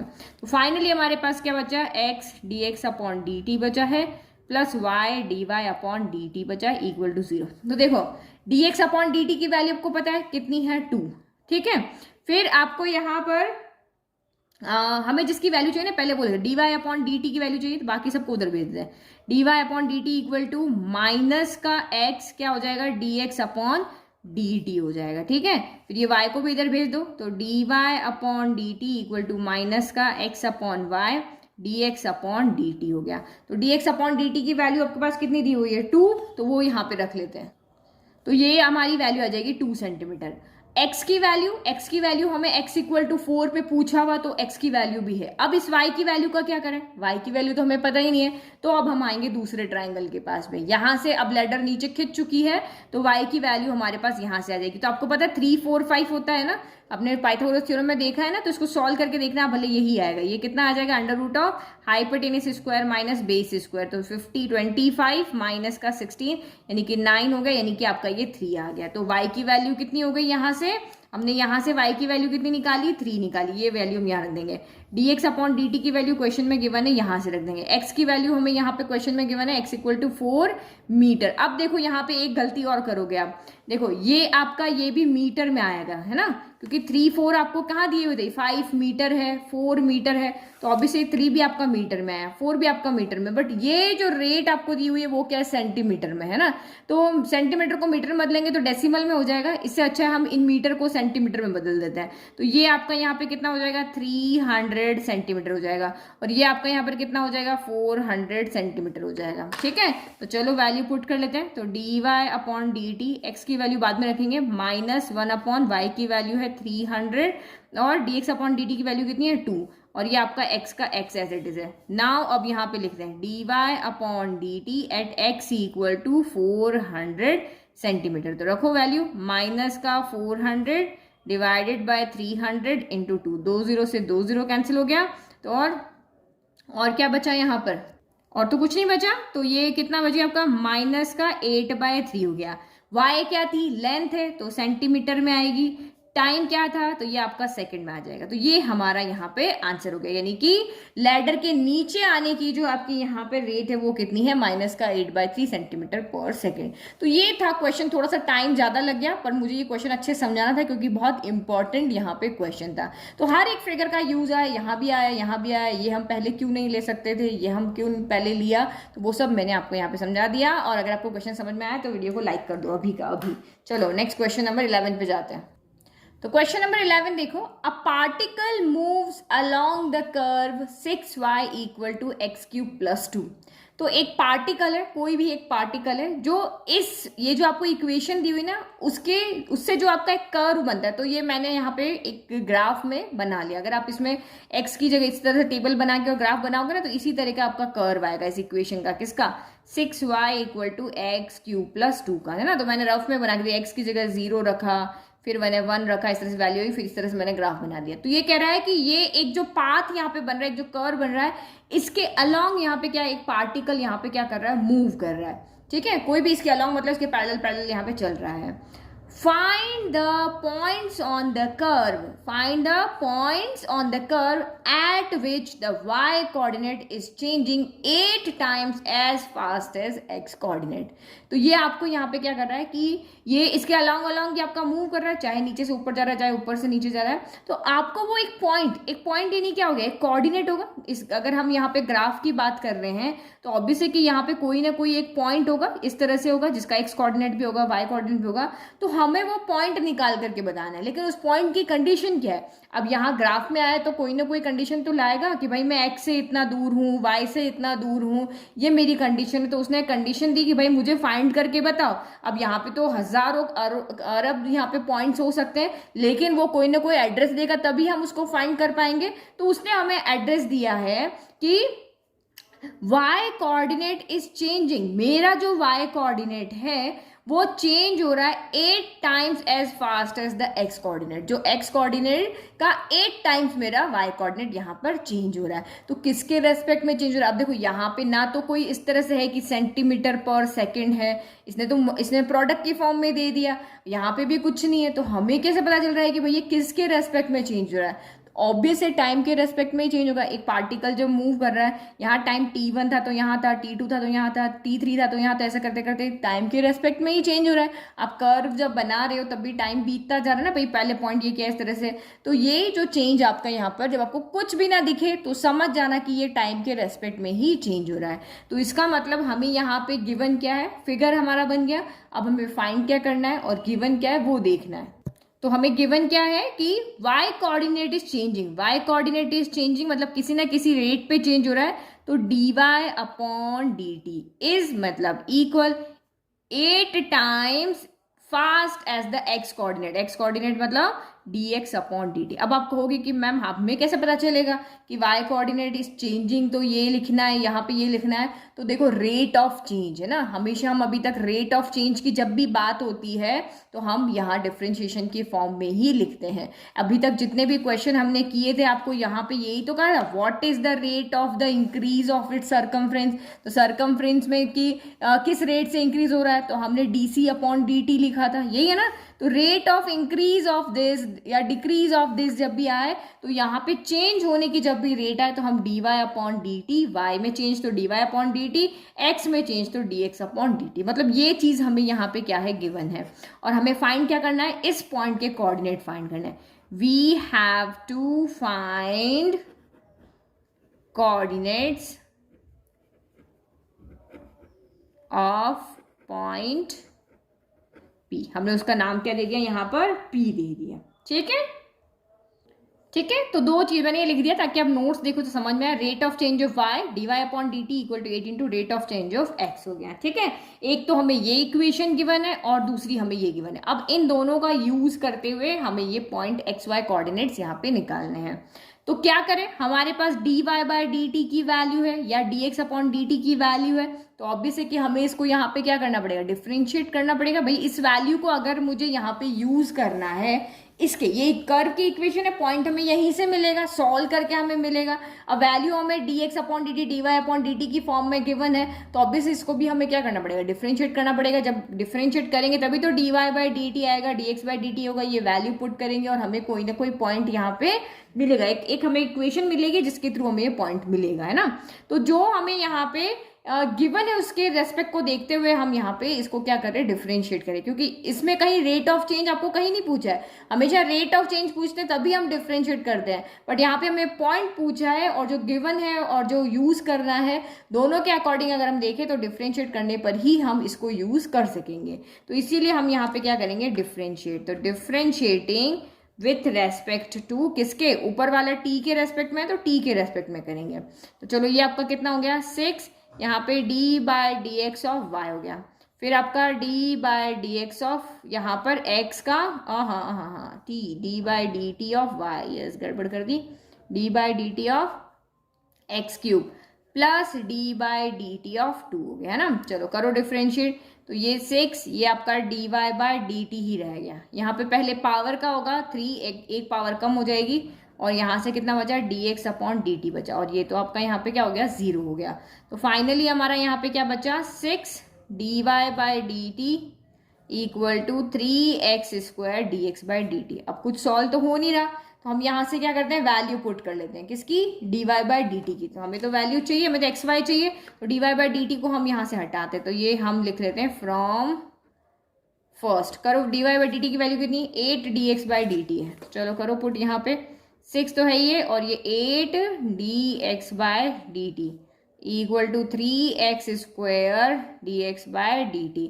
देखो dx बाई dt से dx बाई dt आपका यहाँ पर क्या हो गया, कैंसिल हो गया कैंसिल। तो ये अब आप यहाँ के 3 की टेबल में 6 कितनी टाइम आया, 2 टाइम आया, तो 16 इक्वल टू आपका एक्स स्क्वायर हो गया। तो स्क्वायर उधर जाएगा तो अंडर रूट 16 हो जाएगा। तो एक्स की वैल्यू कितनी आएगी, जब रूट से बाहर आएगा तो यहाँ पे प्लस माइनस और 4 का स्क्वायर होता है तो ये 4 हो गया। तो देखो यहाँ से हमें एक्स की कितनी वैल्यू मिली है, 2, क्योंकि कोऑर्डिनेट्स है, कोऑर्डिनेट्स प्लस माइनस दोनों हो सकते हैं। तो ये हमें यहाँ से एक्स की वैल्यू मिली है। अब इस एक्स की वैल्यू को यहाँ रखना है, यहाँ रखना है, ऑब्वियसली यहीं रखेंगे, यहाँ थोड़ी ना रखेंगे। तो यहाँ पे रखोगे तो डी कांस्टेंट का डिफरेंशिएशन तो क्या हो जाएगा, 0 हो जाएगा ना। तो यहाँ पे रख करके हम y की वैल्यू निकाल लेते हैं। इतना इजी हमारा क्वेश्चन हो गया। बस थोड़ा सा गिवन जो होता है ना उसके अकॉर्डिंग सोचना होता है कि यहाँ गिवन इस फॉर्म में था तो हमें इसका डिफरेंशिएशन ही करना पड़ेगा। चलो अब करो, when x इक्वल टू 4, तो आपका यहाँ पे पुट करो x equal to 4, 6y equal to 4 का क्यूब प्लस 2 हो गया।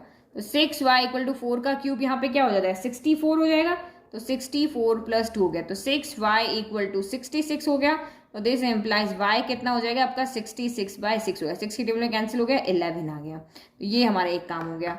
चलो व्हेन एक और वैल्यू हमारे पास x इक्वल टू कितनी है, -4। तो जब x इक्वल टू 4 है तो y इक्वल टू 11 है। तो this employees coordinate x y यहाँ पर कितने हो गए, 4,11 हो गए ना। एक पॉइंट हमारे पास आ गया। जब x इक्वल टू -4 तो रखो 6y और ये आपका हो गया -4 का क्यूब प्लस 2 हो गया। तो ये 6y -4 का क्यूब, माइनस का क्यूब क्या होता है, माइनस होता है, 4 का क्यूब वही होगा 64 प्लस 2। तो 6y 64 में से 2 गया तो माइनस का 62, y इक्वल टू माइनस का 62/6 आ गया। y इक्वल टू माइनस का 62/6 आ गया। ठीक है, चलो कैंसिल करो, 2 के टेबल कैंसिल करो, 2 3 ज़ा 6, 2 3 6, 2 1 ज़ा 2 हो गया। तो ये आपका यहाँ से y कितना आ गया, y इक्वल टू आया माइनस का 31/3। तो यहाँ से अगर आप कोऑर्डिनेट देखो x y की फॉर्म में देखो तो x कितना है, -4 है, तो y कितना आ रहा है, माइनस का 31/3 आ रहा है। तो इसका मतलब जो पॉइंट्स आ, इसको रेड कलर में लिख लेते हैं। तो हमने जो पॉइंट्स ढूंढने थे वो क्या है, सो पॉइंट्स आर 4,11 एंड -4, -31/3। ये 2 पॉइंट्स हमारे यहाँ पर होंगे। The radius of an air bubble is increasing at the rate of 0.5 centimetre per second. ठीक है, तो आपको यहाँ पे क्या दिया है, एक एयर बबल है, जो आपने देखा होगा कि जब आप फेयर में या मेले में कहीं जाते हो तो वहाँ पे मिलते हैं ना, जिसमें आप ब्लो करते हो और एयर बबल जब साबुन से भी कितनी बार बन जाते हैं। तो वो एयर बबल है, तो उनकी रेडियस इंक्रीज हो रही है। कैसे इंक्रीज हो रही है, तो इस रेट से इंक्रीज हो रही है, 0.5 सेंटीमीटर पर सेकंड। हर सेकंड में उसकी रेडियस जो होती है वो 0.5 सेंटीमीटर बढ़ जाती है। At what rate is the volume of the bubble increasing when the radius is 1 centimetre. तो आपको यहाँ पे क्या करना है, उसके वॉल्यूम के बढ़ने की रेट हमें बतानी है यहाँ पे ना। अब बबल किस तरह का होगा, तो ना तो आपको यहाँ पे दिया हुआ है कि कौन सी शेप का बबल है, तो थोड़ा कॉमन सेंस लगाना। बबल है तो ऑलवेज स्पेरिकल शेप का ही होगा, 3D शेप होगी ना बबल की। तो बबल आपका कौन सी शेप का होगा, तो स्पेरिकल शेप का होगा, है ना। तो ये हमने एक डायग्राम यहाँ पे बना लिया, भाई ये स्पेरिकल शेप का होगा, इसमें आपकी यहाँ पर रेडियस होगी, रेडियस आपको दी हुई है। अब उसके बाद हमारा होता है डेरिवेशन। डेरिवेशन में हमें गिवन क्या है और फाइंड क्या करना है। तो यहाँ देखो, the radius of an air bubble is increasing at the rate of this. तो रेट को देखो सेंटीमीटर पर सेकेंड है, तो ये सेंटीमीटर तो हो गया रेडियस का, और सेकेंड आपका हो गया यहाँ पे टाइम का। तो इसका मतलब हमें dx/dt यहाँ पर गिवन है, जो कि कितना है आपका 0.5 सेंटीमीटर, सॉरी dr/dt ना, रेडियस है तो dr/dt होगा। तो dr/dt हमें यहाँ पे गिवन है कितना, 0.5 सेंटीमीटर पर सेकेंड। और at what rate is the volume of the bubble is increasing, यानी कि हमें dv/, वॉल्यूम क्या होता है dv, तो dv/dt हमें निकालना है कहाँ पे, एट r इक्वल टू 1 पे। ये हमें यहाँ पर फाइंड करना है। ठीक है, तो अब ये तो सिंपल गिवन है, इसमें कोई फॉर्मूला नहीं। वॉल्यूम का फॉर्मूला हमें स्पेयर का पता है, वो हम लगाएंगे, डिफ्रेंशिएट करेंगे, इसको यूज करेंगे और फिर r इक्वल टू 1 कॉन्स्टेंट पे पुट करके और यहाँ पे आंसर आ जाएगा।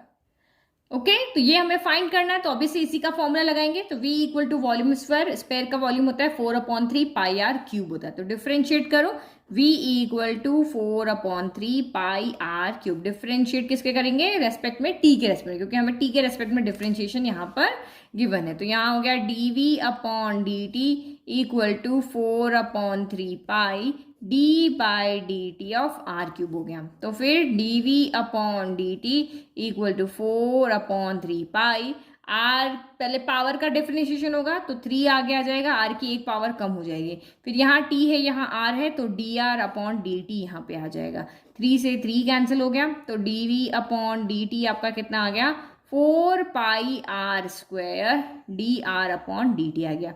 तो D R upon D T की वैल्यू तो हमारे पास क्वेश्चन में गिवन है, ये रही, तो ये वैल्यू उठा करके हम यहाँ पे रख देंगे, है ना। तो ये वैल्यू उठा के जब हमने यहाँ पे रखी तो हमारा D we upon D T आ जाएगा। तो D we upon D T कितना हो गया 4 पाई r² और इसकी वैल्यू 1/2, 2 से ये कैंसिल हो गया 2 टाइम, तो this implies d we upon D T कितना आ गया आपका 2 पाई r² हो गया। अब हमें r किसके ऊपर निकालना, r इक्वल टू 1 पे हमें निकालना है भाई, r इक्वल टू 1 पे ये कितना इंक्रीज हुआ होगा, है ना।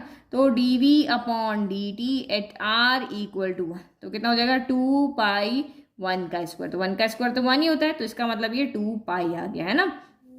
अब यहाँ पे देखो वॉल्यूम की यूनिट क्या होती है सेंटीमीटर क्यूब होती है, टाइम की यूनिट क्या होती है तो सेकंड होती है। तो ये हमारा यहाँ पे फाइनल आंसर हो गया। ओके तो ये आपका फाइनल आंसर हो गया। फाइनल आंसर हमेशा स्टेटमेंट की फॉर्म में ही देना, यहाँ आंसर मत छोड़ देना वरना आधा नंबर कट जाएगा। चलो नेक्स्ट क्वेश्चन नंबर 13 देखते हैं हम। नाउ क्वेश्चन नंबर 13 देखते हैं। अ बलून, ये रहा बलून हमारा, which always remains spherical. Which always remains spherical मतलब बलून में आप क्या फिल करते हो, हवा फिल करते हो। तो जब भी आप उसमें हवा फिल करोगे, चाहे जितनी भी हवा फिल कर लो, वो हमेशा स्पेरिकल शेप में ही रहेगा, ओवल शेप या हार्ड शेप इस तरह से नहीं बनेगा, है ना। हैज़ अ वेरिएबल डायमीटर, और इसका डायमीटर क्या है वेरिएबल, वेरिएबल मतलब चेंज होता है, जैसे जैसे आप हवा भरते रहोगे इसकी डायमीटर क्या होगी चेंज होती रहेगी। तो डायमीटर हमें यहाँ पे कितना दिया हुआ है 3/2 2x + 1। तो आपको पता है जब भी स्पेयर की या किसी भी शेप की बात हो, हम डायमीटर का कुछ नहीं चाहिए, हमें उसका रेडियस चाहिए होता है। तो जो रेडियस होता है वो कितना होता है, रेडियस होता है डायमीटर का हाफ होता है ना। तो यहाँ पे क्या हो जाएगा हाफ कर दिया और फिर डायमीटर लिख दिया 3/2 2x + 1 हो गया। तो ये आपका कितना हो गया 3 1 ज़ा 3 और नीचे 2 2 ज़ा 4 और ये हो गया आपका 2x + 1, ठीक है। तो ये इसका डायमीटर हो गया। तो सेंटीमीटर मीटर जो भी यहाँ पर होगा वो होगा, है ना, हमें अभी कोई यूनिट नहीं दी हुई है। तो ये हमारा यहाँ पर क्या हो गया रेडियस हो गया। Find the rate of change of its volume with respect to x। तो इसने हमें क्या कहा कि आप इस स्पेरिकल बलून जो है उसके वॉल्यूम के चेंज होने का रेट बताओ, लेकिन किसके रेस्पेक्ट में, x के रेस्पेक्ट में। तो x के रेस्पेक्ट में हमें क्या करना पड़ेगा डिफ्रेंशिएट करना पड़ेगा। तो इसका मतलब हमें यहाँ पे क्या फाइंड करना है dv अपॉन dx, हमें यहाँ पे सिंपली फाइंड करना है। बिल्कुल 12 क्वेश्चन सिंपल, 13 क्वेश्चन सिंपल, 14 थोड़ा सा आपका डिफरेंट आएगा। तो dv अपॉन dx निकालना है, किसी पर्टिकुलर वैल्यू पे भी नहीं पूछा, सिंपली हमें पूछा है। तो बस अब आप यहाँ पे स्पेयर के वॉल्यूम का फॉर्मूला लगा दो। वी नो दैट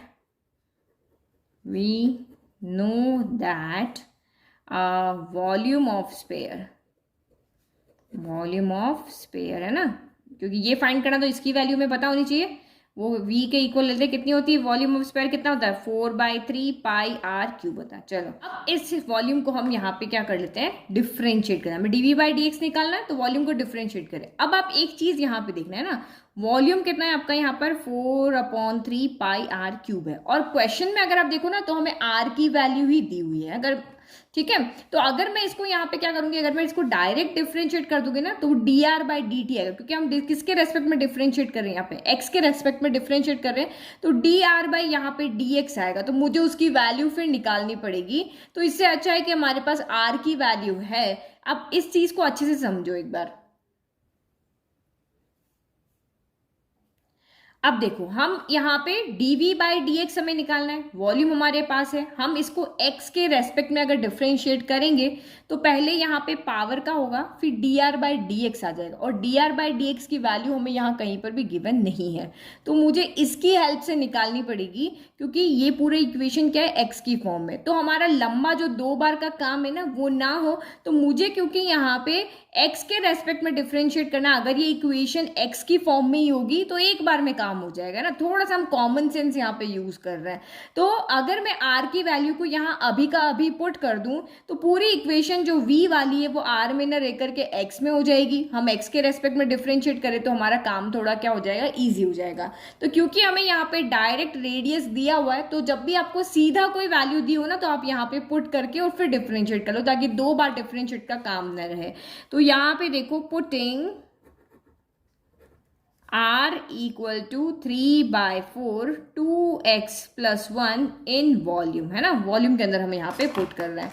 तो पुट करो अब यहाँ पे, तो v इक्वल टू क्या हो जाएगा, 4/3 पाई, r की जगह पे हमने रखा 3/4 2x + 1 का क्या हो गया, होल क्यूब हो गया। तो इसको सॉल्व कर लो, v इक्वल टू 4/3 पाई, ऊपर क्या हो जाएगा 3 का क्यूब, नीचे क्या हो जाएगा 4 का क्यूब, और ये हो गया आपका 2x + 1 का होल क्यूब हो गया, है ना।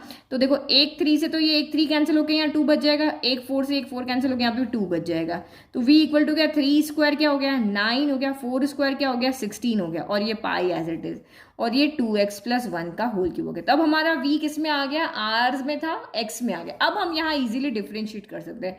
वैसे करोगे ना तब भी इजी जाएगा, जब आप सीधा करोगे तो यहाँ से dr/dx आएगा, तो dr/dx निकालने के लिए आपको इसको डिफरेंशिएट करना पड़ेगा, फिर यहाँ से dr/dx आके आप यहाँ पुट करोगे। तो वो भी कर सकते हो, ये भी कर सकते हो। तो बट कुछ नया सीखो, ये नया चीज़ है क्योंकि अभी तक हम ऐसे ही कर रहे थे ना। तो अब यहाँ पे लिखो differentiating with respect to x, तो dv/dx हो गया equal to 9/16 pi as it is, और d/dx ऑफ 2x + 1 का होल क्यूब हो गया। ये कांस्टेंट है, हमने आगे ले लिया। तो dv/dx इक्वल टू क्या हो गया 9/16 पाई। सबसे पहले पावर का डिफरेंशिएशन होगा तो 3 2x + 1 का होल स्क्वायर, पावर आ गया कि एक पावर कम हो गई, और d/dx ऑफ 2x + क्या हो गया 1 हो गया।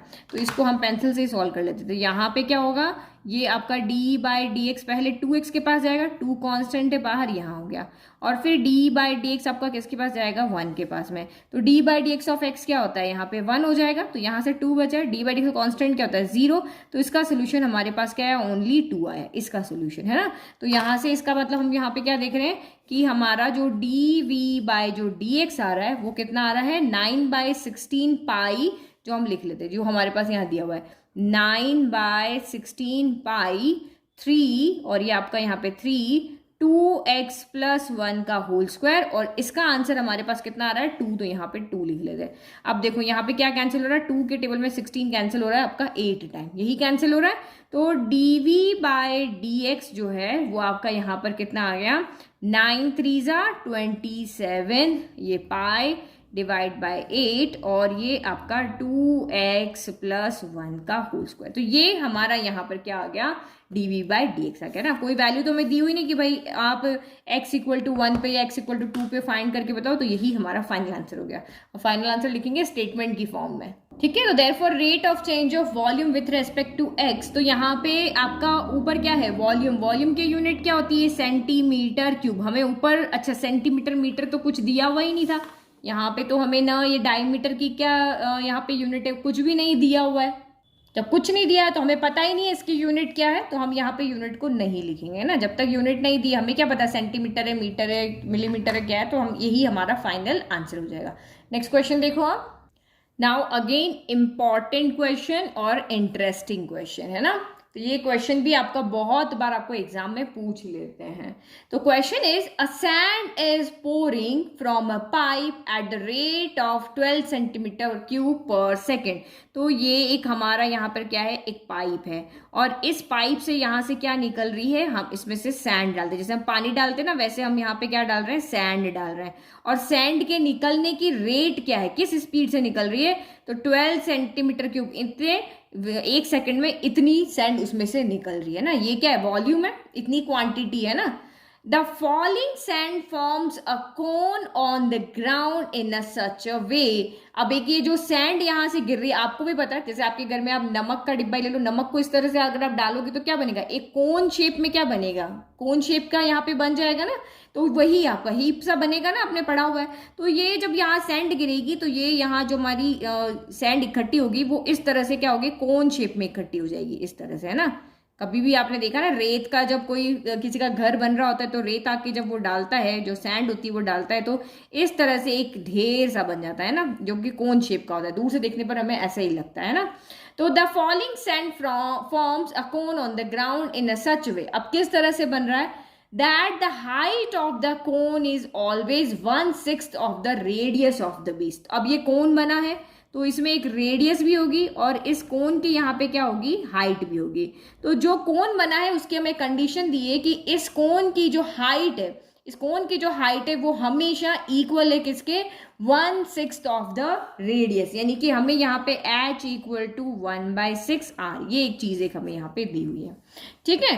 How fast is the height of the sand cone increasing when the height is 4 centimetre. तो अब आपको यहाँ पे क्या निकालने बताना है, सैंड के गिरने की आपको यहाँ पे रेट बता दी कि 1 सेकंड में 12 सेंटीमीटर क्यूब सैंड गिर जाती है। अब गिरेगी तो पहले छोटा हीप बनेगा, फिर बड़ा बड़ा बड़ा बड़ा, इस तरह से यहाँ पे बनेगा। तो धीरे धीरे इसकी हाइट क्या होती होगी, पहले गिरेगी तब इतनी सी बनेगी, फिर इतनी से इसकी हाइट क्या होती है, इंक्रीज होती रहेगी।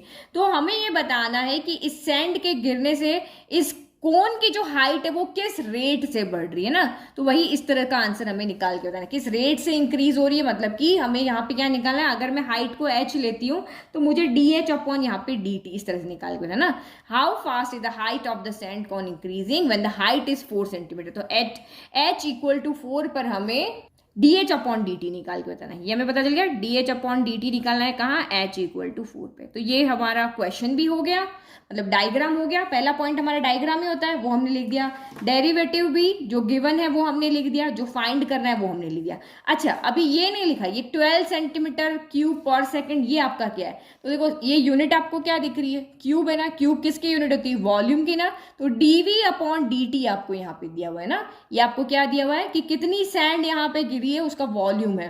तो ये आपको यहाँ पे dv अपॉन dt दिया हुआ है। तो dv अपॉन dt दिया हुआ है, तभी मैंने यहाँ पे dh अपॉन क्या किया है, dt किया है। तो सब कुछ समझ में आ गया।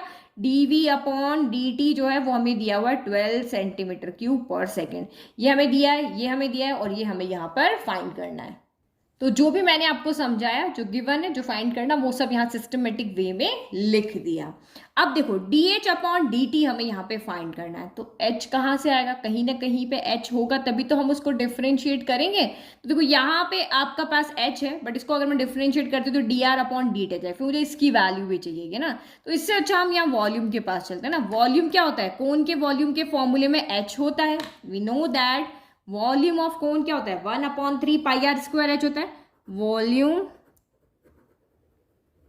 ऑफ कोन वो कितना होता है, 1/3 पाई आर स्क्वायर h होता है, यही होता है। अब इसमें हाइट है ना। अब देखो सिंपल एक चीज आप यहाँ देखना, मुझे dh अपॉन dt निकालना है। तो मुझे अगर मैं इस इक्वेशन के अंदर कुछ ऐसा करो कि बस मुझे ये एक ही बार डिफ्रेंशिएट करना पड़े और मेरा काम हो जाए। तो देखो मैं अगर अभी इसको डिफ्रेंशिएट करती हूँ, यहाँ से dv अपॉन dt आएगा और यहाँ से dr अपॉन dt, यहाँ से dh अपॉन dt आएगा। तो ये तो मुझे चाहिए, dv अपॉन dt की मेरे पास वैल्यू है। अगर मैं इस r को यहाँ से हटा दूं तो ये इक्वेशन सिंपल हो जाएगी और एक बार में डिफरेंशिएशन हो जाएगा। अभी जब आगे डिफरेंशिएट करेंगे ना तब आपको समझ में आएगा। देखो तो मैं यहाँ पे क्या करती हूँ, एक और चीज मुझे यहाँ से दी हुई है, मुझे dh अपॉन dt निकालना है। तो मैं r की वैल्यू को यहाँ से हटा दी, r को h की फॉर्म में लिख लेती हूँ। अगर मुझे dr अपॉन dt निकालना होता है तो मैं h की वैल्यू पुट कर दी। अभी मुझे dh अपॉन dt निकालना है तो मैं r की वैल्यू यहाँ पर पुट कर दूंगी। तो ये आपका वॉल्यूम क्या हो जाएगा, क्या काम बचेगा वो मैं आपको आगे बताती हूँ। 1/3 पाई आर की जगह हमने रखा 6h का होल स्क्वायर h। तो ये v इक्वल टू क्या हो गया आपका 1/3 पाई, ये 6 का स्क्वायर 36 हो गया, फिर ये आपका h स्क्वायर हो गया और एक h यहाँ पे पहले से। तो v इक्वल टू 1/3, 3 से चलो ये कैंसिल कर दे, 3 1 जा 3, 3 2 जा 6। तो ये आपका 12 पाई h क्यूब हो गया। अब देखो, अब अगर मैं इसको डिफ्रेंशिएट करूंगी तो यहाँ से dv अपॉन dt आएगा जिसकी वैल्यू मुझे पता है, यहाँ से dh अपॉन dt आएगा जो कि मुझे यहाँ पर फाइंड करना है ना। तो इस तरह से समझ के क्वेश्चन को इजी कर लेना है। तो now differentiating with respect to t के रेस्पेक्ट में आप इसको डिफ्रेंशिएट करो तो ये आपका हो जाएगा dv upon dt equal to आपका 12 पाई हो गया और d by D T of h cube हो गया ना। तो dv अपॉन dt की वैल्यू थोड़ा बाद में रखेंगे, एक बार डिफ्रेंशिएट कर ले। ये 12 पाई हो गया, पावर क्या होती है आगे आ जाती है तो, और एक पावर कम हो जाएगी। ये t है ये h है तो डी एच अपॉन क्या हो जाएगा आपका डी टी हो जाएगा। इसकी वैल्यू हमें फाइंड करनी है, तो बाकी सबको उधर भेज दो। तो D we upon D t, ये आपका सारा का सारा जो यहाँ पे क्या है मल्टीप्लाई में है ना, ये सब कहाँ चला जाएगा, ये सारा का सारा आपका डिवाइड में चला जाएगा। तो 1/12 पाई और 3h², ना 12 को भी मल्टीप्लाई कर देंगे तो ये डी एच अपॉन क्या हो गया डी टी हो गया। अब फर्स्ट से d we upon D T की भी वैल्यू पुट कर ले, हमने 12 सेंटीमीटर क्यूब रखा है, तो ये देखो फ्रॉम फर्स्ट, तो ये आपका d we upon D T की वैल्यू कितनी हो गई 12 हो गई, फिर इंटू 1/12 पाई 3h², 12 से 12 कैंसिल हो गया, तो ये D h upon D T मेरा यहाँ से कितना आ गया 1/3 पाई h² आ गया। ठीक है, तो यहाँ पे कर लेते हैं। ठीक है, तो यहाँ से हमने देखा कि हमारा D h upon D T कितना आ रहा है 1/3 पाई h² आ रहा है। अब मुझे कौन से h पे वैल्यू निकालनी है, h = 4 पे, यही तो कहा भाई D h upon D T निकालो कहाँ पे, h = 4 पे, तो बस h की वैल्यू पुट कर दो। तो now d h upon D T at h = 4, तो कितना हो जाएगा 1/3 पाई 4 का स्क्वायर हो गया, 4 का स्क्वायर क्या हो गया 16, और 16 इंटू 3 कितना हो गया 48, तो 1/48 पाई हो गया। अब यूनिट लगाओ, हाइट की यूनिट क्या होती, तो हमें सेंटीमीटर दिया हुआ था तो सेंटीमीटर हो गई, टाइम की यूनिट क्या होती तो सेकंड होती, तो ये हमारा यहाँ पे क्या आ गया फाइनल आंसर आ गया। अब फाइनल आंसर आपको उसी फॉर्म में लिखना है, hence the height of the sand of cone increasing, the rate of height of the sand cone increasing is 1/48 pi centimetre per second हो गया। ठीक है, इजी था क्वेश्चन। देखो फिगर बनाने से बहुत काम हमारा आसान हो जाता है, तो आपको समझ में आया जो गिवन है वही सॉल्यूशन आपका वही है, लेकिन घबराना नहीं है। बहुत से बच्चे कहाँ कंफ्यूज होते हैं, सैंड इसमें से गिर रही है तो वॉल्यूम इसका आएगा, बहुत से बच्चे ये फॉर्मूला लगाते हैं कि सैंड इसमें से गिर रही है ये वॉल्यूम होगा, बल्कि ऐसा नहीं होगा। जहाँ पे शेप बन रही है ना, हम उस शेप के वॉल्यूम की बात, चाहे इसमें से गिरो चाहे इसमें से, देखो जितनी सैंड गिरेगी उसके वॉल्यूम की यहाँ पर बात होगी, है ना। तो ये आई होप आपको क्वेश्चन 14 भी समझ में आ गया। जो क्वेश्चन नंबर 15 है, अब ये बिल्कुल कॉमर्स वाले बच्चों के लिए ना, अभी तक आपके फिजिक्स से रिलेटेड क्वेश्चन आ रहे थे, अब ये कॉमर्स वाले तरह का क्वेश्चन है। तो क्वेश्चन यहाँ पे क्या है, मतलब पैसे से रिलेटेड या रेट रुपीज से related. The total cost in rupees associated with the production of X units of an item is given by। तो यहाँ पे क्या कह रहा है कि कोई भी एक आइटम है जिसका प्रोडक्शन चल रहा है, तो उसकी जो कॉस्ट हमें यहाँ पर दी हुई है वो रुपीज में दी हुई है ना, और कितनी यूनिट बन रही है X यूनिट। तो ये जो आपको यहाँ पे इक्वेशन दी है ना, ये उस प्रोडक्ट की कॉस्ट निकालने के लिए, अगर आप यहाँ X की वैल्यू पुट करोगे तो यहाँ आपको उसकी कॉस्ट मिल जाएगी। ठीक है, x की जगह 1 पुट करोगे तो एक मटेरियल का आपको कॉस्ट पता चल जाएगा 1 यूनिट का, जो 10 पुट करोगे तो 10 यूनिट का कितना कॉस्ट होगा ये आपको यहाँ पे पता चल जाएगा। अब ये कुछ भी हो सकता है कि ये इक्वेशन आपकी उस कॉस्ट उस चीज को बनाने में क्या क्या चीजें वहां पे चाहिए उसके अकॉर्डिंग आपकी इक्वेशन बनी है। Find the marginal cost when 17 units are produce. तो एक्स यूनिट जब प्रोड्यूस होती है तो ये वेरिएबल के फॉर्म में इक्वेशन है। अब आपको ये कह रहा है कि आप मार्जिनल कॉस्ट निकाल के बताओ जब आपके 17 यूनिट का क्या हुआ प्रोडक्शन वहां पर हुआ है। तो एक चीज आप यहाँ पे समझो ना, क्योंकि कॉमर्स वाले बच्चे उसको समझ जाएंगे, लेकिन थोड़ा सा हमारे जो पीसीएम वाले बच्चे उसको समझने में थोड़ा दिक्कत आएगा, है ना। तो देखो आपके यहाँ पे क्या होता है, किसी भी चीज का प्रोडक्शन अगर आप करोगे, लाइक कि हम जैसे ये पेंसिल भी बनाएंगे तो ये मटेरियल अलग आएगा, अंदर का मटेरियल अलग आएगा, बाहर का मटेरियल अलग आएगा, इसमें इरेजर लगता है वो अलग आएगा, तो ये इन सब चीजों पे मैटर करता है। तो कोई स्मॉल बिजनेस अगर यहाँ पे स्टार्ट कर रहा है तो क्या करेगा, एक कमरा किराए पे लेगा, फिर वहां से ये सारे सामान लेगा। तो वो स्टार्टिंग में बिजनेस शुरू करने से पहले क्या सोचता है कि मैं स्टार्टिंग में मान लो कि 1000 पेंसिल ही बनाता हूँ, ठीक है। तो 1000 पेंसिल के अकॉर्डिंग उसने यहाँ पे ये इक्वेशन क्या कर दी, बना ली कि भाई ये मेरा इतने का खर्चा है, ये इतने खर्चा है, और ये मेरी कॉस्ट यहाँ पे एक पेंसिल की पड़ने वाली, ठीक है। फिर उसने धीरे धीरे धीरे उसने देखा कि यार मेरे पास तो डिमांड ज्यादा है पेंसिल्स की, तो अब उसने क्या किया, 1000 की जगह पे वो 2000 बनाने लगा।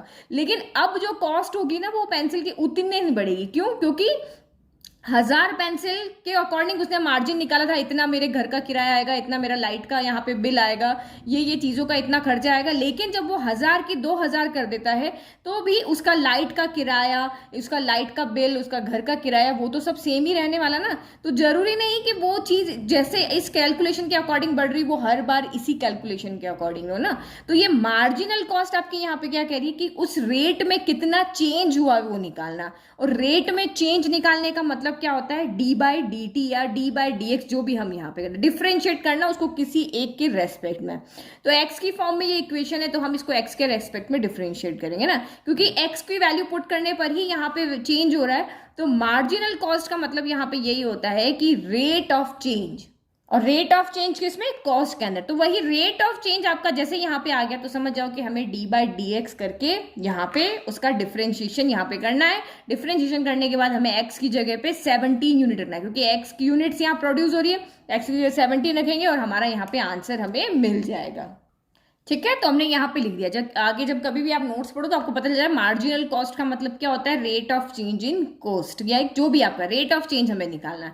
तो ये हमें जीएक्स दिया, बहुत इजी क्वेश्चन है, सिंपल इक्वेशन है, सिंपल डिफरेंशिएशन कर लेना है और एक्स की जगह 17 पुट करके आंसर निकाल देना, और कुछ भी नहीं करना इसमें, कुछ अलग है ना। तो we have to find marginal cost at x equal to 17। तो to find marginal cost differentiate, हम डिफरेंशिएट कर रहे हैं इस इक्वेशन नंबर 1 को, यानी सी एक्स को, किसके, विथ रेस्पेक्ट टू एक्स के। तो करो यहाँ पे D by d x of, यहाँ पे क्या हो गया, सी एक्स हो गया, लेफ्ट में हमने कर लिया। फिर 0.007 आपका यहाँ पर एज इट इज रहेगा और D by d x of x cube हो जाएगा। फिर माइनस 0.003 आपका यहाँ पे एज इट इज रहेगा और D by d x of X square हो जाएगा। फिर आपका 15 एज इट इज रहेगा और D by d x of x हो जाएगा। फिर आपका यहाँ पे कुछ तो वेरिएबल नहीं है तो d by d x of constant हो जाएगा। ठीक है, चलो फिर करो इसको solve, D by d x of आपका सी एक्स हो गया। तो ये कितना हुआ, 0.007 हो गया। D by d x of x cube कितना होगा, तो ये इसकी यहाँ पे क्या आ जाएगी, पावर आगे, ये पावर आगे आ जाएगी और एक पावर यहाँ पे कम हो जाएगी, और एक्स का एक्स के रेस्पेक्ट में करें तो आगे नहीं आएगा, है ना। फिर 0.003 यहाँ प्रोडक्ट लगा दो, वरना 7.3 लगेगा। यहाँ भी 2 पावर आगे आ जाएगी, एक पावर कम हो जाएगी, और एक्स का एक्स के रेस्पेक्ट में करें तो यहाँ पे भी आगे नहीं होगा। और D by d x of x तो 1 हो जाता है, तो ये आपका सीधा का सीधा 15 आ गया, और D by d x of constant 0 होता है तो ये आपका यहाँ पे 0 आ गया। तो बस हमारा फाइनल आंसर यहाँ पे यही आ गया। आप चाहो तो इसको अभी मल्टीप्लाई कर लो, बट हम एक साथ मल्टीप्लाई करेंगे। ठीक है, तो यहाँ पे हमें क्या कहा है कि आप x इक्वल टू 17 पे फाइंड करो। तो यहाँ पे लिखो we have to find d by d x, d by d x of c x at x equal to हमें 17 पे, यही हमें फाइंड करना था ना। तो इसको हम थोड़ा सा इस तरह से करते हैं ना। तो डी बाई डी एक्स कहाँ पे, D by d x c x तो हमने निकाल लिया, एक्स इक्वल टू 17 पे। तो करो इसके अंदर वैल्यू पुट, तो d by d x of c x at x equal to 17 put करो यहाँ पे। तो 0.007 इंटू 3 इंटू 17 का क्या हो गया, स्क्वायर हो गया। फिर माइनस 0.003 इंटू 2 इंटू आपका 17 हो गया, प्लस का आपका 15। बस इसको सॉल्व कर लो। तो 17 का स्क्वायर कितना हो जाता है, 17 का स्क्वायर होता है हमारा 289, है ना, यही होता है 289। तो ये आपका 0.007 हो गया। एक बार इसमें क्या करते हैं, डेसिमल हटा लेते हैं। तो 17 का स्क्वायर हो गया 289, 289 को 3 से मल्टीप्लाई करोगे तो 867 कुछ आएगा ना, 867 आएगा। फिर माइनस 0.003 17 इंटू 2, तो ये तो आपका यहाँ पे सीधा 34 हो गया, और ये आपका प्लस का 15 हो गया। ठीक है, अब मैं यहाँ पे क्या कर लेते हैं, डेसिमल को हटा लेते थे, नीचे 3 0 आ जाएंगे ताकि आप इजीली समझ पाओगे। यहाँ पे भी नीचे 3 0 आ जाएंगे। तो 867 इंटू हमें 7 करना था, तो 867 इंटू 7 क्या होता है, 6069 होता है, और डिवाइड बाय आपका 1000 है ना। ये सॉल्व करना ज़्यादा ईजी है, डेसिमल में आप वरना गलती करोगे। अब 34 इंटू 3 क्या होता है, तो 102 होता है, डिवाइड बाय आपका यहाँ पे 3 0 आएंगे ना, तो 3 0 हो गया, और ये प्लस का क्या हो गया, 15 हो गया। तो अब यहाँ पे डेसिमल लगा दो, 3 0 के बाद क्या लग जाएगा, डेसिमल है ना, तो ये हो जाएगा 6.069 हो गया। फिर ये माइनस का 3 नंबर के बाद तो 0.102 हो गया, और ये आपका यहाँ पर क्या हो गया, 15 हो गया।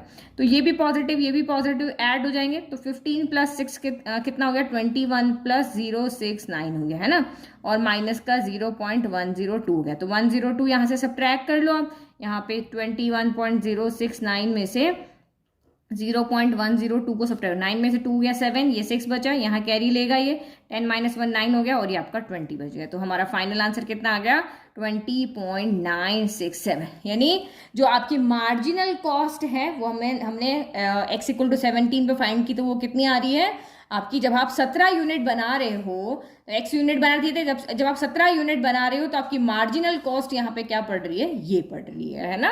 तो आंसर फटाफट लिख दो, marginal cost, therefore marginal cost when x = 17 is 20.967 rupees. चलो नेक्स्ट क्वेश्चन, अभी इस तरह के और क्वेश्चन आएंगे तो बस यही करना है, डिफरेंशिएट करो और वैल्यू यहाँ पे पुट कर दो।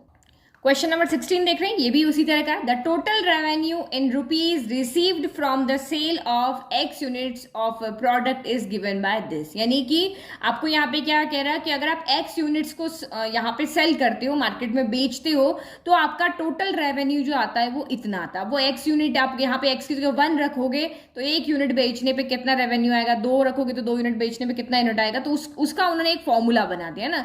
अब ये जो भी चीज प्रोडक्ट बना रहे हैं उसकी सारी चीजों का मैटर करता हुआ ये फॉर्मूला है।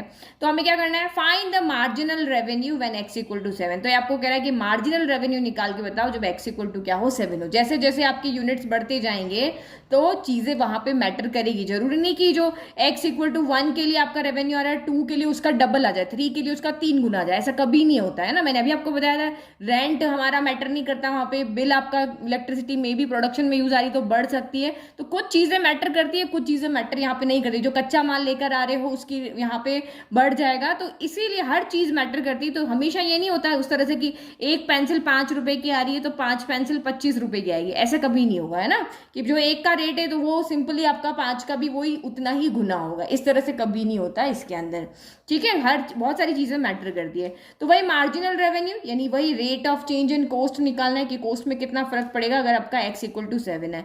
तो हमें यहाँ पे क्या निकालना है, d/dx ऑफ rx निकालना है हमें, कहाँ पे, एट x = 7 पे। तो चलो फर्स्ट को हम यहाँ पे क्या करते हैं, डिफ्रेंशिएट करें।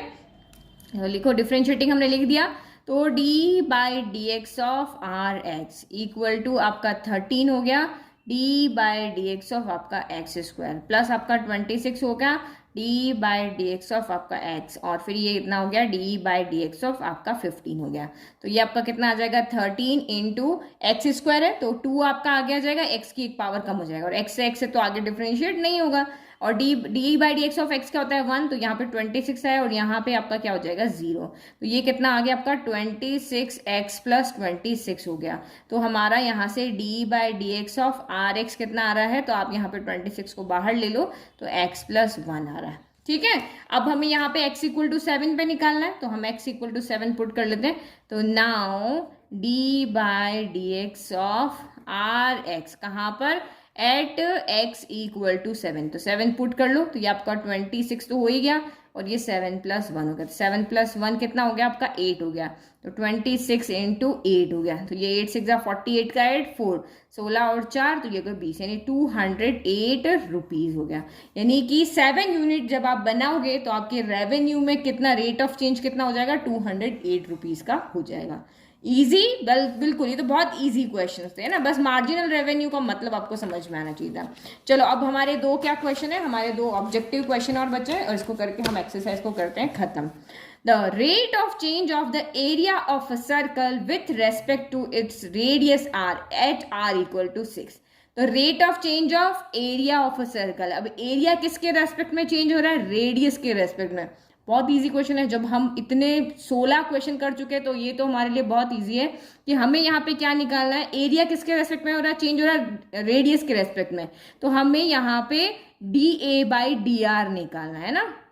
ये जो आपका इंडिपेंडेंट वेरिएबल है ये डिपेंडेंट है, तो इंडिपेंडेंट नीचे आता है, डिपेंडेंट ऊपर आता है। और कहाँ पे निकालना है, एट r = 6 पर हमें ये निकालना है, ठीक है। तो अब देखो एरिया ऑफ सर्कल का फॉर्मूला तो आपको पता ही है, एरिया ऑफ सर्कल क्या होता है, तो एरिया ऑफ सर्कल हमारे पास जो हमने a माना है वो क्या होता है, πr² होता है। तो dA/dr कैसे मिलेगा, इसी को डिफ्रेंशिएट करने पर, तो लिखो डिफ्रेंशिएटिंग विथ रेस्पेक्ट टू किसके, r के, है ना, r के। तो करो, ये हो गया dA/dr हो गया equal to pi as it is d/dr of r² हो गया, ठीक है। फिर आपका ये हो गया dA/dr equal to pi, d/dr क्या हो जाएगा, पहले पावर का होगा तो ये 2r हो जाएगा, और यहाँ r से r है तो आगे डिफ्रेंशिएट नहीं होगा, तो dA/dr आपका यहाँ से कितना हो गया 2πr हो गया। अब इसने dA/dr कहाँ पे निकालने के लिए बोला, r इक्वल टू 6 के लिए, तो dA/dr eight r equal to 6, तो 6 रख दो, 2 इंटू पाई इंटू 6, तो ये कितना हो गया आपका 12 पाई हो गया। अब यूनिट लगानी जरूरी है, बट आपको क्वेश्चन में दिया हुआ नहीं है, यूनिट तो है ही नहीं, बट आपको अगर आपको फिर भी लगाने आती है तो एरिया क्या होगा, यहाँ पे सेंटीमीटर दिया हुआ है, एरिया की यूनिट होती है सेंटीमीटर स्क्वायर और रेडियस की यूनिट क्या होती है सेंटीमीटर, है ना। तो ये कंप्लीट आंसर है, तो इसका बी ऑप्शन आपका यहाँ पे राइट है। ठीक है, अभी ये वाला क्वेश्चन, तो ये तो अभी हमने 16 किया, वैसे ही है। The total revenue in rupees received from the sale of X units of a product is given by this formula, the marginal revenue। तो इसमें क्या करना है आपको, सीधा इसी को डिफरेंशिएट करना है, d/d, मार्जिनल रेवेन्यू मतलब रेट ऑफ चेंज निकालना है। तो ये आपका यहाँ पे लगा लो, 3 बाहर कर दिया, d/dx ऑफ एक्स स्क्वायर हो गया, फिर हमने 36 बाहर कर दिया, d/dx ऑफ x हो गया, और ये d/dx ऑफ आपका यहाँ पे क्या हो गया 5 हो गया। तो ये कितना होगा, इसका 2x आएगा, तो ये 3 हमारे पास पहले से है और ये 2x आ गया। फिर यहाँ से ओनली 36 आएगा क्योंकि ये 1 होता है, और ये आपका यहाँ पे क्या होता है 0 होता है।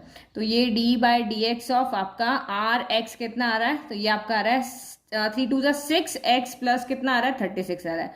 और हमें मार्जिन वैल्यू कहाँ निकालना है, x इक्वल टू 15 पे, तो बस यहाँ पे x इक्वल टू 15 है, तो d/dx of rx at x equal to 15, तो ये आपका कितना हो गया 6 इंटू 15 प्लस 36 हो गया। तो 15 इंटू 6 कितना होता है 90, 90 प्लस 36 यानी कि 126 रुपीज हो गया। ठीक है, तो आपका ऑप्शन कौन सा राइट है, यहाँ पे ऑप्शन डी आपका राइट है। ठीक है, चैनल को लाइक शेयर सब्सक्राइब जरूर करना है, और नोट्स का लिंक डिस्क्रिप्शन बॉक्स में दिया है, वहां से फ्री में डाउनलोड कर सकते हो। Thank you.